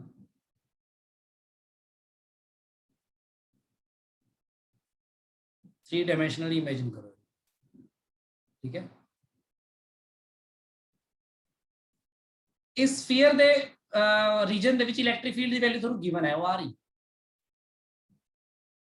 ਤੇ ਜਨਰਲੀ ਇਹ ਕਿਸੇ ਵੀ xy ਦੇ ਉੱਪਰ ਹੈ ਨਾ ਕੋਈ ਵੀ xy ਕੋਆਰਡੀਨੇਟ ਹੋ ਸਕਦੇ ਨੇ ਜੇ ਤੁਸੀਂ ਇਸ ਸਫੀਅਰ ਦੇ ਉੱਪਰ ਜਨਰਲੀ ਕੋਈ ਪੁਆਇੰਟ ਫਾਈਂਡ ਕਰੋ ਇਸ ਜਗ੍ਹਾ ਤੇ ਤਾਂ ਇਸ ਸਫੀਅਰ ਦੇ ਏਰੀਆ ਵੈਕਟਰ ਜਿਹੜਾ ਹੋਏਗਾ ਉਹ ਕਿੱਧਰ ਨੂੰ ਹੋਏਗਾ ਤੁਸੀਂ ਸੋਚ ਕੇ ਦੇਖੋ ਇਲੈਕਟ੍ਰਿਕ ਫੀਲਡ ਤਾਂ ਉਹਨੂੰ ਗਿਵਨ ਹੀ ਹੈ ਉਹਨੂੰ ਤੁਸੀਂ ਛੇੜ ਸਕਦੇ ਇਹਦਾ ਏਰੀਆ ਵੈਕਟਰ ਕੀ ਹੋਏਗਾ ਏਰੀਆ ਵੈਕਟਰ ਇੱਥੋਂ ਜੇ ਕਿਸੇ ਵੀ ਜਗ੍ਹਾ ਤੇ ਮੈਂ ਏਰੀਆ ਲੈਣਾ ਤਾਂ ਏਰੀਆ ਵੈਕਟਰ ਇਧਰ ਆਊਟਵਰਡ ਨਾਰਮਲ ਹੁੰਦਾ ਕਿ ਨਹੀਂ ਦੱਸੋ Yes, Yes, sir. sir. So basically this area vector ਜਿਹੜਾ ਆ that is n cap है ना it is in the direction of this radius vector है ना Yes, sir. ਤੇ n cap ਦੀ ਲੋਡ ਹੈਗੀ ਹੈ ਕਿਉਂਕਿ ਨਹੀਂ ਤਾਂ ਇਲੈਕਟ੍ਰਿਕ ਫੀਲਡ ਨਾਲ ਇਹਦਾ ਡਾਟ ਪ੍ਰੋਡਕਟ ਕਰਕੇ ਤੁਸੀਂ ਆਪਣਾ ਫਲਕਸ ਜਿਹੜਾ ਪਤਾ ਕਰਨਾ ਹੈ ਉਹ ਕਰ ਹੀ ਨਹੀਂ ਪਾਓਗੇ ਜਿਹੜਾ ਕਿ ਤੁਹਾਡੇ ਲਈ ਜ਼ਰੂਰੀ ਹੈ ਆਈ ਹੁੰਦਾ ਨਾ ਪੂਰੇ ਸਫੀਅਰ ਦੇ ਲਈ Yes, sir. ਸੋ ਆ n cap ਫਾਈਂਡ ਕਰਨਾ ਹੀ ਇੱਥੇ ਇੱਕ ਮਸਲਾ ਆਪਣੇ ਲਈ ਆਪਾਂ ਨੂੰ ਕਿਵੇਂ ਦੇਖਦੇ ਆ ਕਿ ਜਿਹੜਾ ਕੋਈ ਵੀ ਪੁਆਇੰਟ ਲੈ ਲਿਆ ਮੈਂ ax y z ਮੰਨ ਲਓ ਉਸ ਜਗ੍ਹਾ ਤੇ ਜੇ ਮੈਂ ਆ ਵੈਕਟਰ ਲਵਾਂ r ਵੈਕਟਰ ਆ ਜਿਹੜਾ ਪੁਆਇੰਟ ਹੈ ਜਨਰਲੀ ਆਪਾਂ ਕੋਈ ਪੁਆਇੰਟ ਲੈ ਲੈਣਾ x y z ਤੇ ਤਾਂ r ਵੈਕਟਰ ਤੁਹਾਡਾ ਹੁੰਦਾ ਕੀ ਹੈ ਦੱਸੋ ਆ ਹੁੰਦਾ Yes, sir. ਤਾਂ ਤੁਹਾਡਾ ਜਿਹੜਾ n cap ਹੈ basically n cap is in the direction of r vector ਨਾ ਯਾਨੀ r cap ਦੀ ਡਾਇਰੈਕਸ਼ਨ ਹੀ ਹੈ ਉਹ ਯਾਨੀ r ਵੈਕਟਰ ਨੂੰ ਜੇ r ਨਾਲ ਡਿਵਾਈਡ ਕਰਦਾ ਮੈਗਨੀਟਿਊਡ ਨਾਲ ਤਾਂ ਇਹ ਯੂਨਿਟ ਵੈਕਟਰ ਹੀ ਆ ਜਾਏਗਾ ਇਸ ਡਾਇਰੈਕਸ਼ਨ 'ਚ ਕਿ ਨਹੀਂ Yes, sir. ਤਾਂ ਉਹ ਆ ਜਾਏਗਾ ਤੁਹਾਡਾ x I cap plus y j cap plus z k cap divided by root of क्या आ जाएगा x square plus y square plus z square. Yes, sir. पर इत्थे एक गल याद रखियो सरफेस दे पर कोई भी पॉइंट लओगे तो ए बेसिकली किदे बराबर होएगा आर दे बराबर होएगा कि नहीं, क्योंकि आर डिस्टेंस जिहड़ा आ वाला आ वाला आ वाला वो आर ही है, Yes, sir. इत्थों फिर आर आ जाएगा दे अंदर आ अपना यूनिट वेक्टर बनेगा। ये सब तो इंपॉर्टेंट गल है, इन्होंने लिख लो सारे जने, स्क्रीनशॉट ले लो या अपने कापियां ते लिखी रहोगे नाल नाल। सो एन कैप भी आ गया, ई भी आ गया। हुण बेसिकली ਅਸੀਂ ਕੀ ਕਰਨਾ ਹੈ, ਅਸੀਂ फ्लक्स पता करना है टोटल। फ्लक्स किदे बराबर आएगा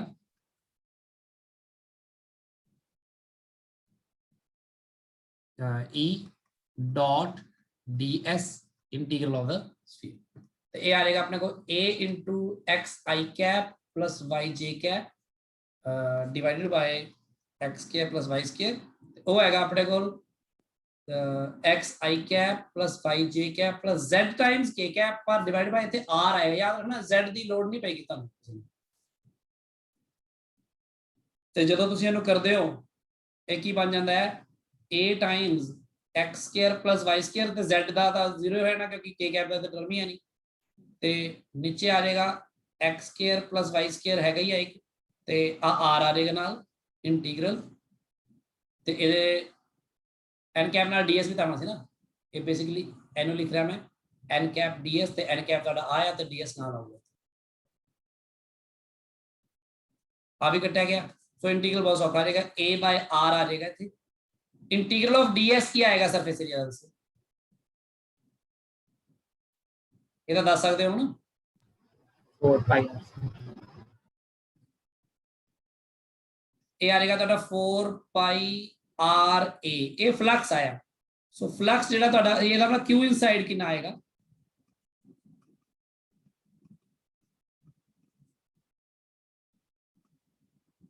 ਇਹ ਆਨਸਰ ਹੈ।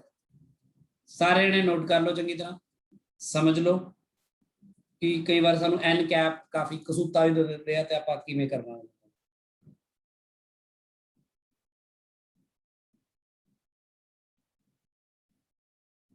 ਠੀਕ ਹੈ ਜੀ ਗੱਲ।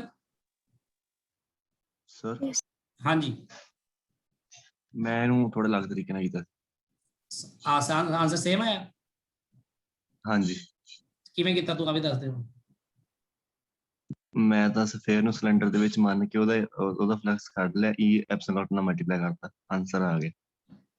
ਸਫੀਅਰ ਨੂੰ ਸਿਲੰਡਰ ਦੇ ਵਿੱਚ ਮੰਨ ਕੇ ਉਹਦਾ ਭਰਾਵਾ ਸਫੀਅਰ ਨੂੰ ਸਿਲੰਡਰ ਦੇ ਅੰਦਰ ਕਿਉਂ ਮੰਨਿਆ ਤੂੰ? ਅੱਛਾ ਕਿਵੇਂ ਉਹਨਾਂ ਮਤਲਬ easily ਆ ਤੂੰ- ਗਿਆ। ਨਹੀਂ ਜਿਵੇਂ ਐ ਕਰਕੇ ਤੂੰ ਐ ਮੰਨ ਲਿਆ ਸਿਲੰਡਰ ਹੈ।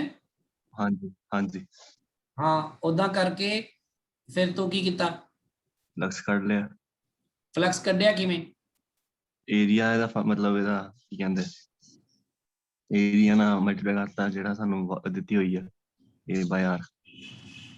ਨਹੀਂ ਨਹੀਂ ਇਦਾਂ ਹੀ ਡਾਇਰੈਕਟਲੀ ਏਰੀਆ ਨਾਲ ਕਿਵੇਂ ਮਲਟੀਪਲਾਈ ਕੀਤਾ? ਜਿਵੇਂ ਆ ਇੱਕ ਤਾਂ ਇਹ ਦੋ ਤਿੰਨ ਸਰਫੇਸ ਹੋ ਗਏ ਨਾ, ਇੱਕ ਉੱਪਰਲਾ ਇੱਕ ਨਿਚਲਾ ਤੇ ਆ ਕਰਵਡ ਵਾਲਾ ਹਨਾ ਹਾਂਜੀ ਹਨਾ, ਤੇ ਤਿੰਨਾਂ ਦੇ ਅਲੱਗ-ਅਲੱਗ ਪਤਾ ਕੀਤਾ ਤੂੰ? ਨਹੀਂ ਨਹੀਂ ਸਿਰਫ ਇੱਕ ਸਰਫੇਸ ਨਾਲ। ਭਾਈ ਸਾਹਿਬ ਕਿਵੇਂ total ਕਿਵੇਂ ਹੈ। ਸੋਚ ਕੇ ਦੇਖਣਾ ਤੂੰ। ਇੱਕੋ ਹੀ ਸਰਫੇਸ ਮੰਨ ਕੇ ਇਲੈਕਟ੍ਰਿਕ ਫੀਲਡ ਇਨਟੂ ਏਰੀਆ ਆਪਾਂ ਡਾਇਰੈਕਟਲੀ ਉਦੋਂ ਹੀ ਕਰ ਸਕਦੇ ਹਾਂ ਜਦੋਂ ਇਲੈਕਟ੍ਰਿਕ ਫੀਲਡ ਜਿਹੜਾ ਆ ਉਹ ਏਰੀਆ ਦੇ ਬਿਲਕੁਲ ਨਾਰਮਲ ਹੋਵੇ। ਆਹ ਗੱਲ ਕਿੰਨੀ ਵਾਰ ਤਾਂ ਕੀਤੀ ਆਪਾਂ ਹਨਾ। ਸਮਟਾਈਮ ਲਿਖ ਕੇ ਭੇਜ ਦੋ, ਮਤਲਬ ਜਿਹੜਾ ਮੈਂ ਸੋਲਵ ਕੀਤਾ ਉਹ ਭੇਜ ਦੋ ਸਾਨੂੰ। ਤੂੰ ਭੇਜਦੀ ਪਰ ਜੇ ਏਡੀ ਹਿਊਜ ਗਲਤੀ ਆਨਸਰ ਸੇਮ ਆਣਾ ਕੋਈ ਬਹੁਤ ਮੈਟਰ ਨਹੀਂ ਕਰਦਾ। ਜੇ ਤੁਸੀਂ ਕਨਸੈਪਟ ਹੀ ਗਲਤ ਲਾਇਆ ਮਤਲਬ ਤੁਹਾਨੂੰ ਸਮਝਣਾ ਚਾਹੀਦਾ ਨਾ। ਠੀਕ ਹੈ ਮੈਂ ਦੇਖ ਲੂੰਗਾ, ਕੋਈ ਨਹੀਂ ਮੈਨੂੰ ਭੇਜ ਦੀ, ਜੇ ਪ੍ਰੋਬਲਮ ਹੋਈ ਤਾਂ ਫਿਰ ਆਪਾਂ ਗੱਲ ਕਰ ਲਾਂਗੇ।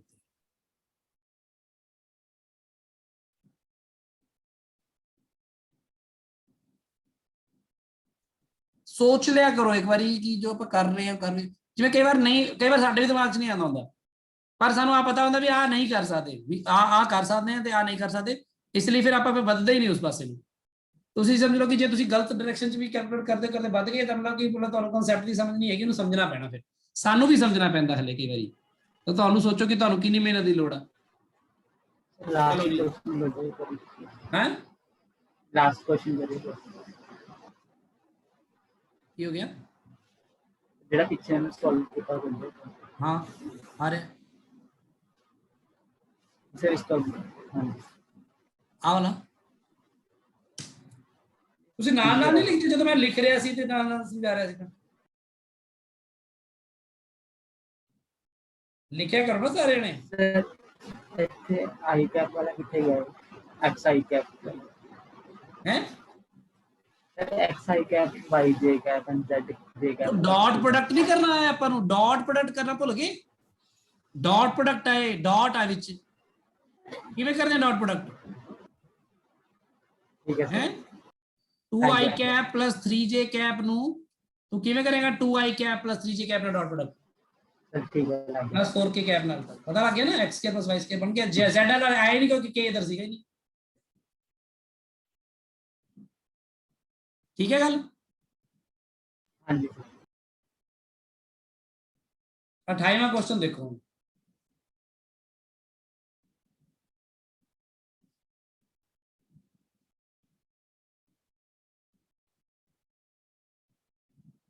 ਇਹ ਥੋੜਾ ਕਾਫੀ ਸੋਚਣ ਵਾਲਾ ਕੁਐਸਚਨ ਬਣ ਗਿਆ ਤੁਹਾਡੇ ਲਈ, ਕਿਉਂਕਿ ਤੁਹਾਨੂੰ ਰੋਟੇਸ਼ਨਲ ਡਾਇਨਾਮਿਕ ਰੋਲਿੰਗ ਮੋਸ਼ਨ ਵਾਲੀ ਚੀਜ਼ਾਂ ਵੀ ਵਰਤਣੀਆਂ ਪੈ ਗਈਆਂ ਵਿੱਚ ਇਹਦੇ ਵਿੱਚ। ਸਭ ਤੋਂ ਪਹਿਲੀ ਗੱਲ ਤਾਂ ਇਹ 'ਚ ਤੁਸੀਂ ਕੈਲਕੂਲਸ ਦਾ ਵੀ ਯੂਜ਼ ਸਿੱਖੋਗੇ ਚੰਗੀ ਤਰ੍ਹਾਂ। ਮੈਂ ਬਹੁਤ ਚੰਗੀ ਤਰ੍ਹਾਂ ਇਹਨੂੰ ਕਰਵਾਉਣਾ ਤੁਹਾਨੂੰ, ਸਮਝੋ ਧਿਆਨ ਨਾਲ।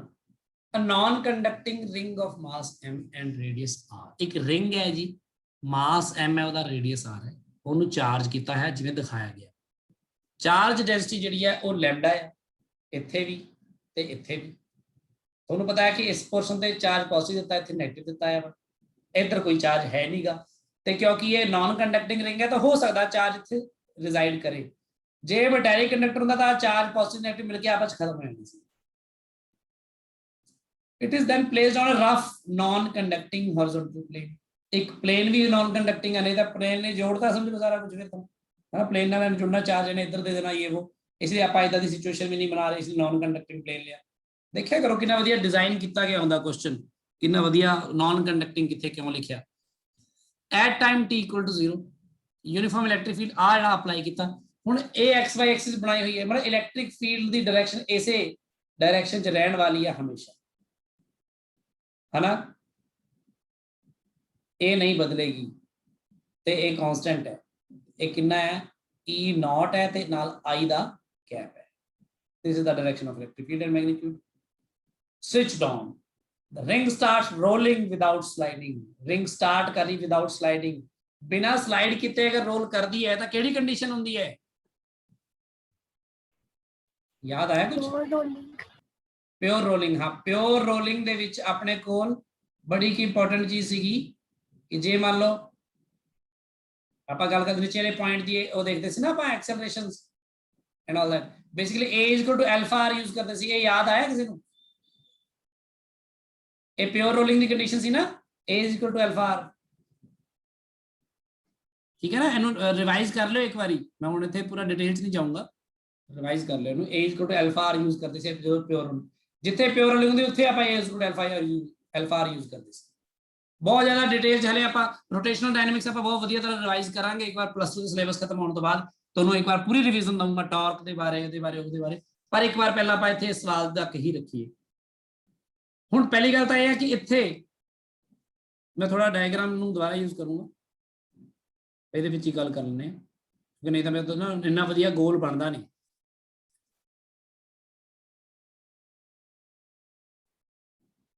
ਥੋੜਾ ਵੱਡਾ ਕਰ ਲੈਂਦੇ ਹਾਂ।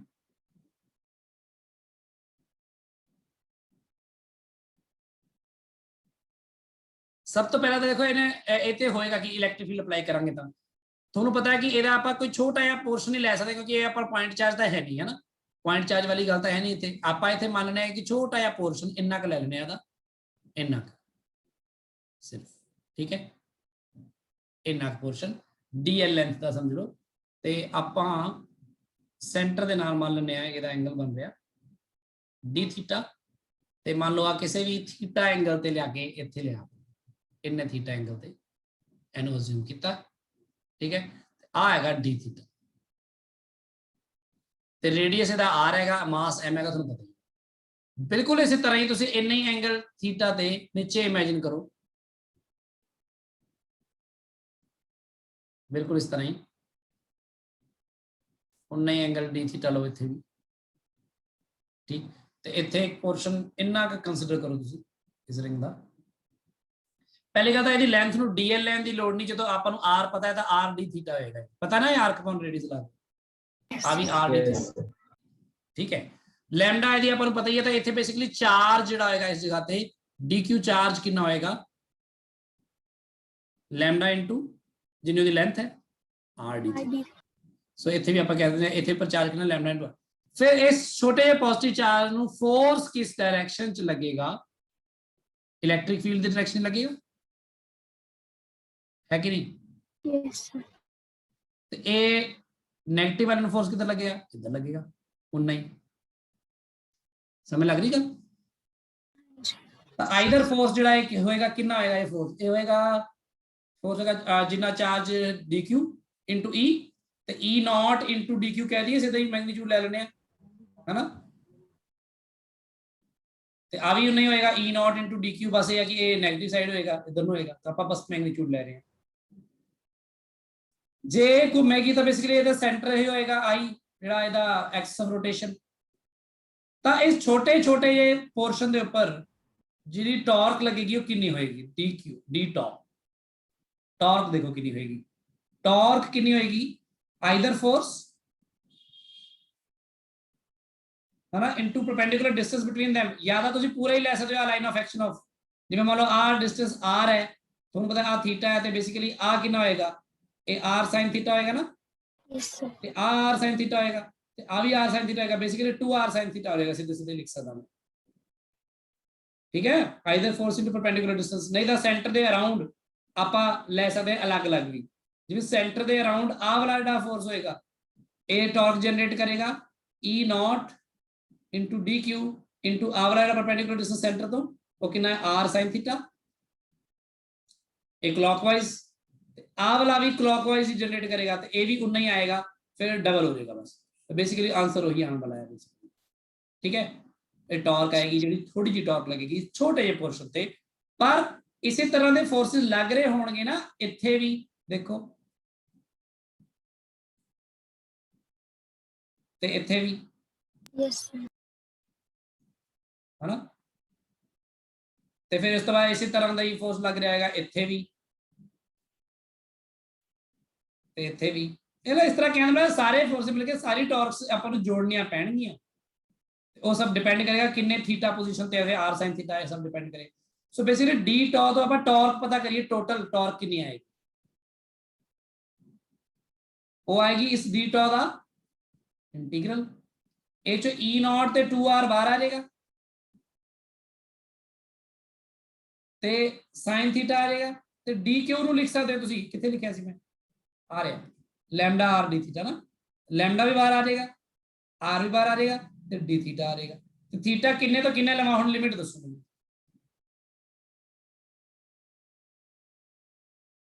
दसो लिमिट 0 to 90 तक 0 तो लेके 90 आएगी बिल्कुल तो आ कितना आ जाएगा ये आ जाएगा 2r square e naught lambda sin theta का इंटीग्रल होता है माइनस cos थीटा 0 तो लेके π/2 तक इन्हें सॉल्व करोगे 1 आ जाएगा तो बेसिकली आ जाएगा 2r square e naught lambda a torque आई है कादे करके ये आई है due to charge on ring एक गल क्लियर हुई सब नु दसो yes sir हुन ए इस रिंग नु घुमाना चाहेगी ना रोटेट करना चाहेगी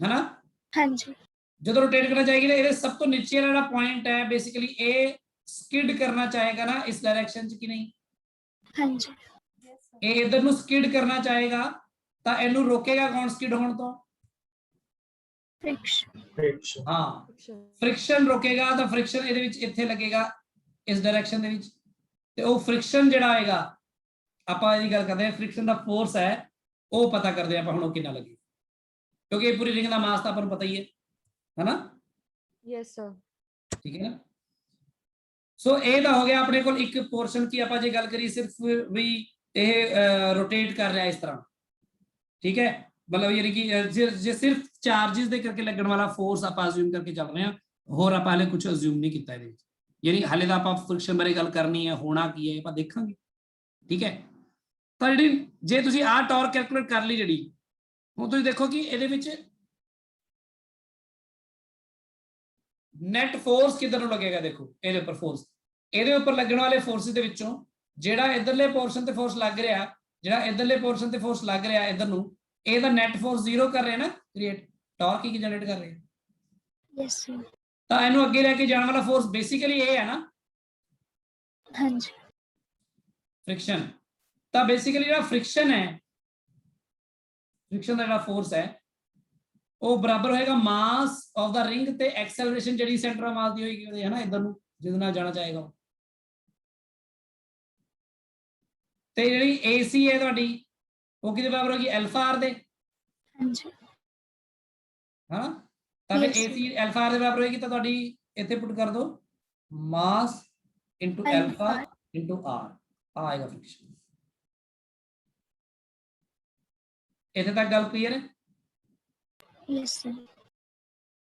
ਹੁਣ ਇਹ ਸਿਰਫ ਫ੍ਰਿਕਸ਼ਨ ਦੀ ਗੱਲ ਆਪਾਂ ਕਰ ਰਹੇ, ਪਰ ਇਹ ਫ੍ਰਿਕਸ਼ਨ ਜਿਹੜਾ ਹੈ ਇਹ ਇਹਨੂੰ ਇੱਕ ਟਾਰਕ ਹੋਰ ਵੀ ਤਾਂ ਦੇਗਾ ਨਾ ਇੱਧਰ ਨੂੰ। ਦੇਖੋ यस सर। ਇਹਦੀ ਟਾਰਕ ਆਪਾਂ ਕੈਲਕੂਲੇਟ ਨਹੀਂ ਕੀਤੀ ਹਲੇ, ਹਾਲਾਂਕਿ ਆਪਾਂ ਨੂੰ ਆਹ ਗੱਲ ਕਰਨੀ ਵੀ ਨਹੀਂ ਚਾਹੀਦੀ ਹੋਣੀ, ਹਲੇ ਬਾਅਦ ਚ ਕਰਾਂਗੇ, ਇਹਨੂੰ ਛੱਡੋ ਤੁਸੀਂ। ਆਪਾਂ ਟਾਰਕ ਹੀ ਜਨਰੇਟ ਕਰ ਰਹੇ ਸਿਰਫ, ਆਪਾਂ ਟਾਰਕ ਇੱਕ ਦੇਖ ਲਈ। ਦੂਜੀ ਟਾਰਕ ਜਿਹੜੀ ਲੱਗੇਗੀ ਡਿਊ ਟੂ ਫ੍ਰਿਕਸ਼ਨ, ਉਹ ਉਲਟੀ ਡਾਇਰੈਕਸ਼ਨ ਚ ਲੱਗੇਗੀ ਨਾ। Anti clockwise. ਹਾਂ, ਤਾਂ ਉਹ ਕਿੰਨੀ ਆਏਗੀ, ਫ੍ਰਿਕਸ਼ਨ ਦਾ ਫੋਰਸ ਇਨਟੂ ਪਰਪੈਂਡੀਕੂਲਰ ਡਿਸਟੈਂਸ ਉਤਾਰ ਰਹੀ ਹੈ ਸੈਂਟਰ ਤੋਂ, ਹਨਾ। Yes sir. ਆ ਆਪਣੀ ਟਾਰਕ ਗਈ। ਤਾਂ ਨੈਟ ਟਾਰਕ ਜਿਹੜੀ ਆ ਉਹ ਦੇਖੋ, ਕਿ ਨੈਟ ਫੋਰਸ ਤੇ ਨੈਟ ਟਾਰਕ ਇੰਪੋਰਟੈਂਟ ਹੁੰਦੇ। ਨੈਟ ਟਾਰਕ ਕਿੰਨੀ ਆਏਗੀ, ਨੈਟ ਟਾਰਕ ਜਿੰਨੀ ਟਾਰਕ ਆਏਗੀ ਡਿਊਟੀ ਉਹਦੇ ਕਰਕੇ। ਓਏ ਕਿੱਥੇ ਚਲਾ ਗਿਆ ਮੇਰਾ ਪੇਜ, हाँ 2r square E naught lambda minus f into r, ये आएगी ना नेट टॉर्क। Yes sir. ਤੇ ਜਿਹੜੀ ਨੈਟ ਟਾਰਕ ਆਏਗੀ ਉਹ ਕਿਹਦੇ ਬਰਾਬਰ ਹੁੰਦੀ ਹੈ, ਜਿਵੇਂ ਆਪਣਾ ਫੋਰਸ ਨੈਟ ਫੋਰਸ ਜਿਹੜਾ ਹੁੰਦਾ ਉਹ ਮਾਸ ਆਫ ਦਾ ਸਿਸਟਮ ਇਨਟੂ ਐਕਸਲਰੇਸ਼ਨ ਹੁੰਦਾ ਨਾ, ਉਵੇਂ ਜਿਹੜੀ ਨੈਟ ਟਾਰਕ ਹੁੰਦੀ ਹੈ ਉਹ I ਅਲਫਾ ਹੁੰਦੀ ਹੈ ਨਾ। हाँ जी। ਕਿਉਂਕਿ ਅਲਫਾ ਅਲਫਾ ਸਭ ਖਤਮ ਹੋ ਜਾਣੇ ਨਾ ਵਿੱਚ ਆਪਣੇ, ਦੇਖਿਓ ਆ ਅਲਫਾ ਹੋ ਗਿਆ ਤੇ ਆਏਗਾ 2r square E naught lambda minus ਜਿਹੜਾ ਹੁਣ F into R ਹੈ, ਇਹਨੂੰ ਸਮਝਣ ਦੇ ਲਈ ਤੁਸੀਂ ਸਮਝੋ ਕਿ ਜਿਹੜਾ ਆਪਣੇ ਕੋਲ ਫ੍ਰਿਕਸ਼ਨ ਹੈ ਹੋਏਗਾ ਮਾਸ of the ring into acceleration of centre of mass, and acceleration of centre of ਮਾਸ ਜਿਹੜੀ ਹੈ ਉਹ ਕਿਹਦੇ ਬਰਾਬਰ ਹੈ, ਕਿ ਅਲਫਾ R, है ना। यस। ਇਹ ਪੁੱਠਾ ਤਾਂ ਨਹੀਂ ਯੂਜ਼ ਕਰ ਰਿਹਾ ਮੈਂ, AC अल्फा, हाँ AC अल्फा ही होगा, ठीक है ठीक है। ये आ रहेगा अपने को m sorry 2r square E naught lambda minus FR ਤੇ ਜਿਹੜਾ ਮੋਮੈਂਟ ਆਫ ਇਨਰਸ਼ੀਆ ਤੁਹਾਡਾ ਉਹ ਕਿਹਦੇ ਬਰਾਬਰ ਹੈ, ਦੇਖੋ ਦੱਸੋ। mr ਸਕੁਅਰ ਦੇ ਬਰਾਬਰ ਹੈ, mr ਸਕੁਅਰ ਹੁੰਦਾ ਨਾ ਰਿੰਗ ਦਾ ਸੈਂਟਰ ਦੇ ਅਰਾਊਂਡ, ਸਿੱਧਾ ਹੀ ਰਿੰਗ ਦਾ ਜਿਹੜਾ ਮਾਸ ਹੁੰਦਾ dm ਸਾਰਾ r ਡਿਸਟੈਂਸ ਤੇ ਤਾਂ ਹੁੰਦਾ ਉਹਦੇ, ਹਨਾ। ਸੈਂਟਰ ਦੇ ਅਰਾਊਂਡ ਆਪਾਂ ਰੋਟੇਟ ਕਰਦੇ ਹਾਂ ਤਾਂ ਕੀ ਹੁੰਦਾ, mr ਸਕੁਅਰ ਆਉਂਦਾ ਨਾ। हाँ जी। ਇਹ mr ਸਕੁਅਰ ਇਹ ਵੀ ਯੂਜ਼ ਹੋ ਗਿਆ ਇੱਥੇ mr ਸਕੁਅਰ ਤੇ ਅਲਫਾ ਤੁਸੀਂ ਕਹਿੰਦਾ ਅਲਫਾ ਯੂਜ਼ ਕਰੋ, ਫਿਰ f ਨੂੰ ਰਹਿਣ ਦਿਓ। f ਤਾਂ ਪਤਾ ਕਰਨਾ, ਸੌਰੀ ਮੈਂ ਕਹਿ ਰਿਹਾ ਕੁਐਸਚਨ ਹੀ f ਪਤਾ ਕਰਨਾ। ਦੇਖਿਓ डिटरमिन द फ्रिक्शनल फोर्स, ठीक है। सो फ्रिक्शनल फोर्स पता करना ना, तो फ्रिक्शनल फोर्स थोड़ी पुट करेंगे आप, फ्रिक्शनल फोर्स नहीं पुट करेंगे आप, फ्रिक्शनल फोर्स फिर रखेंगे इथे पुट करेंगे, अल्फा दी जगह पुट करेंगे आप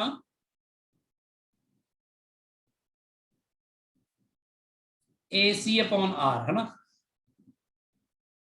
ठीक है। ये आ जाएगा m इंटू R स्क्वायर, इधर आएगा AC अपॉन R ਤੇ ਜਿਹੜਾ ਮਾਸ ਇਨਟੂ ਐਕਸਲਰੇਸ਼ਨ ਆਇਆ AC m ਇਨਟੂ AC, ਇਹ ਕਿਹਦੇ ਬਰਾਬਰ ਹੈ, ਇਹ ਆਪਣਾ ਫ੍ਰਿਕਸ਼ਨ FR ਬਣ ਜਾਏਗਾ ਇੱਥੇ ਬੇਸਿਕਲੀ, R ਕਟੇਗਾ ਤੇ ਬਣੇਗਾ ਮਾਈਨਸ FR, ਇਹ ਆਏਗਾ 2r square E naught lambda, ਇਹ ਆਏਗਾ 2FR is equal to 2r square E naught lambda, ਇਹ ਆਏਗਾ F is equal to 2r cancel हो जाएगा R E naught lambda, ਇਹ ਆਏਗਾ ਫ੍ਰਿਕਸ਼ਨ। तो एक बार दोबारा देख लो, बेसिकली ये ਆਪਾਂ ਨੂੰ जो कंडीशन दी ਆਪਾਂ ਨੂੰ ਪਹਿਲਾਂ ਨੈਟ ਟਾਰਕ ਪਤਾ ਕਰਨੀ ਪਈ, ਇਹਦੇ ਕਰਕੇ ਪਹਿਲਾਂ ਇਹਦੇ ਕਰਕੇ ਟਾਰਕ ਪਤਾ ਕਰ ਲਿਆ, ਉਹ ਟਾਰਕ ਇੰਨੀ ਆ ਗਈ। ਫਿਰ ਆਪਾਂ ਫ੍ਰਿਕਸ਼ਨ ਕਰਕੇ ਵੀ ਟਾਰਕ ਦੇਖ ਲਈ, ਉਹ ਇੰਨੀ ਆ ਗਈ। ਫਿਰ ਆਪਾਂ ਨੈਟ ਟਾਰਕ ਦੇਖ ਲਈ, ਨੈਟ ਟਾਰਕ ਜਿਹੜੀ ਆ ਉਹਨੂੰ ਇਕੁਅਲ ਟੂ I ਅਲਫਾ ਲਿਖ ਲਿਆ। ਹੁਣ ਆਪਾਂ f ਨੂੰ ਸਰਵਾਈਵ ਕਰਾਉਣਾ ਸੀ ਕਿਉਂਕਿ f ਇਕੁਏਸ਼ਨ ਚ ਚਲਾ ਜਾਏਗਾ ਫਿਰ ਤਾਂ ਆਪਾਂ ਨੂੰ ਕੋਈ ਨਹੀਂ ਲੱਗੇਗਾ ਨਾ, ਸੋਲਵ ਨਹੀਂ ਹੋਏਗਾ।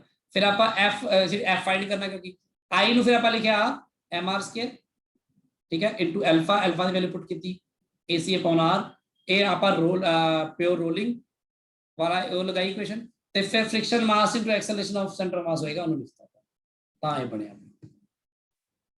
ਥੋੜਾ ਜਿਹਾ ਟਫ ਹੋ ਗਿਆ ਤੁਹਾਡੇ ਲਈ ਕਿਉਂਕਿ ਰੋਟੇਸ਼ਨਲ ਡਾਇਨਾਮਿਕਸ ਵੀ ਯੂਜ਼ ਹੋ ਗਈ ਤੇ ਤੁਸੀਂ ਹਲੇ ਉਹਦੇ ਲਈ ਬਹੁਤ ਜ਼ਿਆਦਾ ਉਹ ਨਹੀਂ ਸੀਗੇ, ਪਰ ਕੋਈ ਗੱਲ ਨਹੀਂ, ਤੁਸੀਂ ਬਾਕੀ ਜਿਹੜਾ ਕੰਮ ਹੈ ਉਹਨੂੰ ਚੰਗੀ ਤਰ੍ਹਾਂ ਕਰੋ। ਤੁਸੀਂ ਇਸ ਕੁਐਸਚਨ ਨੂੰ ਲਿਖ ਲਿਓ ਆਪਣੀ ਪ੍ਰੈਕਟਿਸ ਸ਼ੀਟ 'ਚ, ਬਾਅਦ 'ਚ ਆਪਾਂ ਰਿਵਾਈਜ਼ ਕਰਾਂਗੇ, ਇਹ ਸਭ ਗੱਲਾਂ ਉਦੋਂ ਹੋ ਜਾਣਗੀਆਂ ਵਧੀਆ ਤਰ੍ਹਾਂ, ਠੀਕ ਹੈ। ਟੈਨਸ਼ਨ ਨਹੀਂ ਲੈ ਲੈਣੀ ਇਹਦੀ ਕਿ ਵੀ ਪਤਾ ਨਹੀਂ ਆ ਸਾਰੇ ਹੀ ਕੁਐਸਚਨ ਇਦਾਂ ਦੇ ਹੋਣਗੇ, ਕੋਈ ਗੱਲ ਨਹੀਂ, ਤੁਸੀਂ ਬੇਸਿਕਸ ਤੋਂ ਜਿਹੜਾ ਕੁਝ ਪੜਿਆ ਹੈ ਕਾਫੀ ਸਾਰਾ ਕੁਝ ਤੁਸੀਂ ਉਹਦੇ ਵਿੱਚੋਂ ਅਟੈਂਪਟ ਕਰ ਪਾਓਗੇ ਤੇ ਉਹਦੇ 'ਚ ਕੋਈ ਤੁਹਾਨੂੰ ਦਿੱਕਤ ਨਹੀਂ ਆਉਣ ਵਾਲੀ, ਸਮਝ ਲਓ।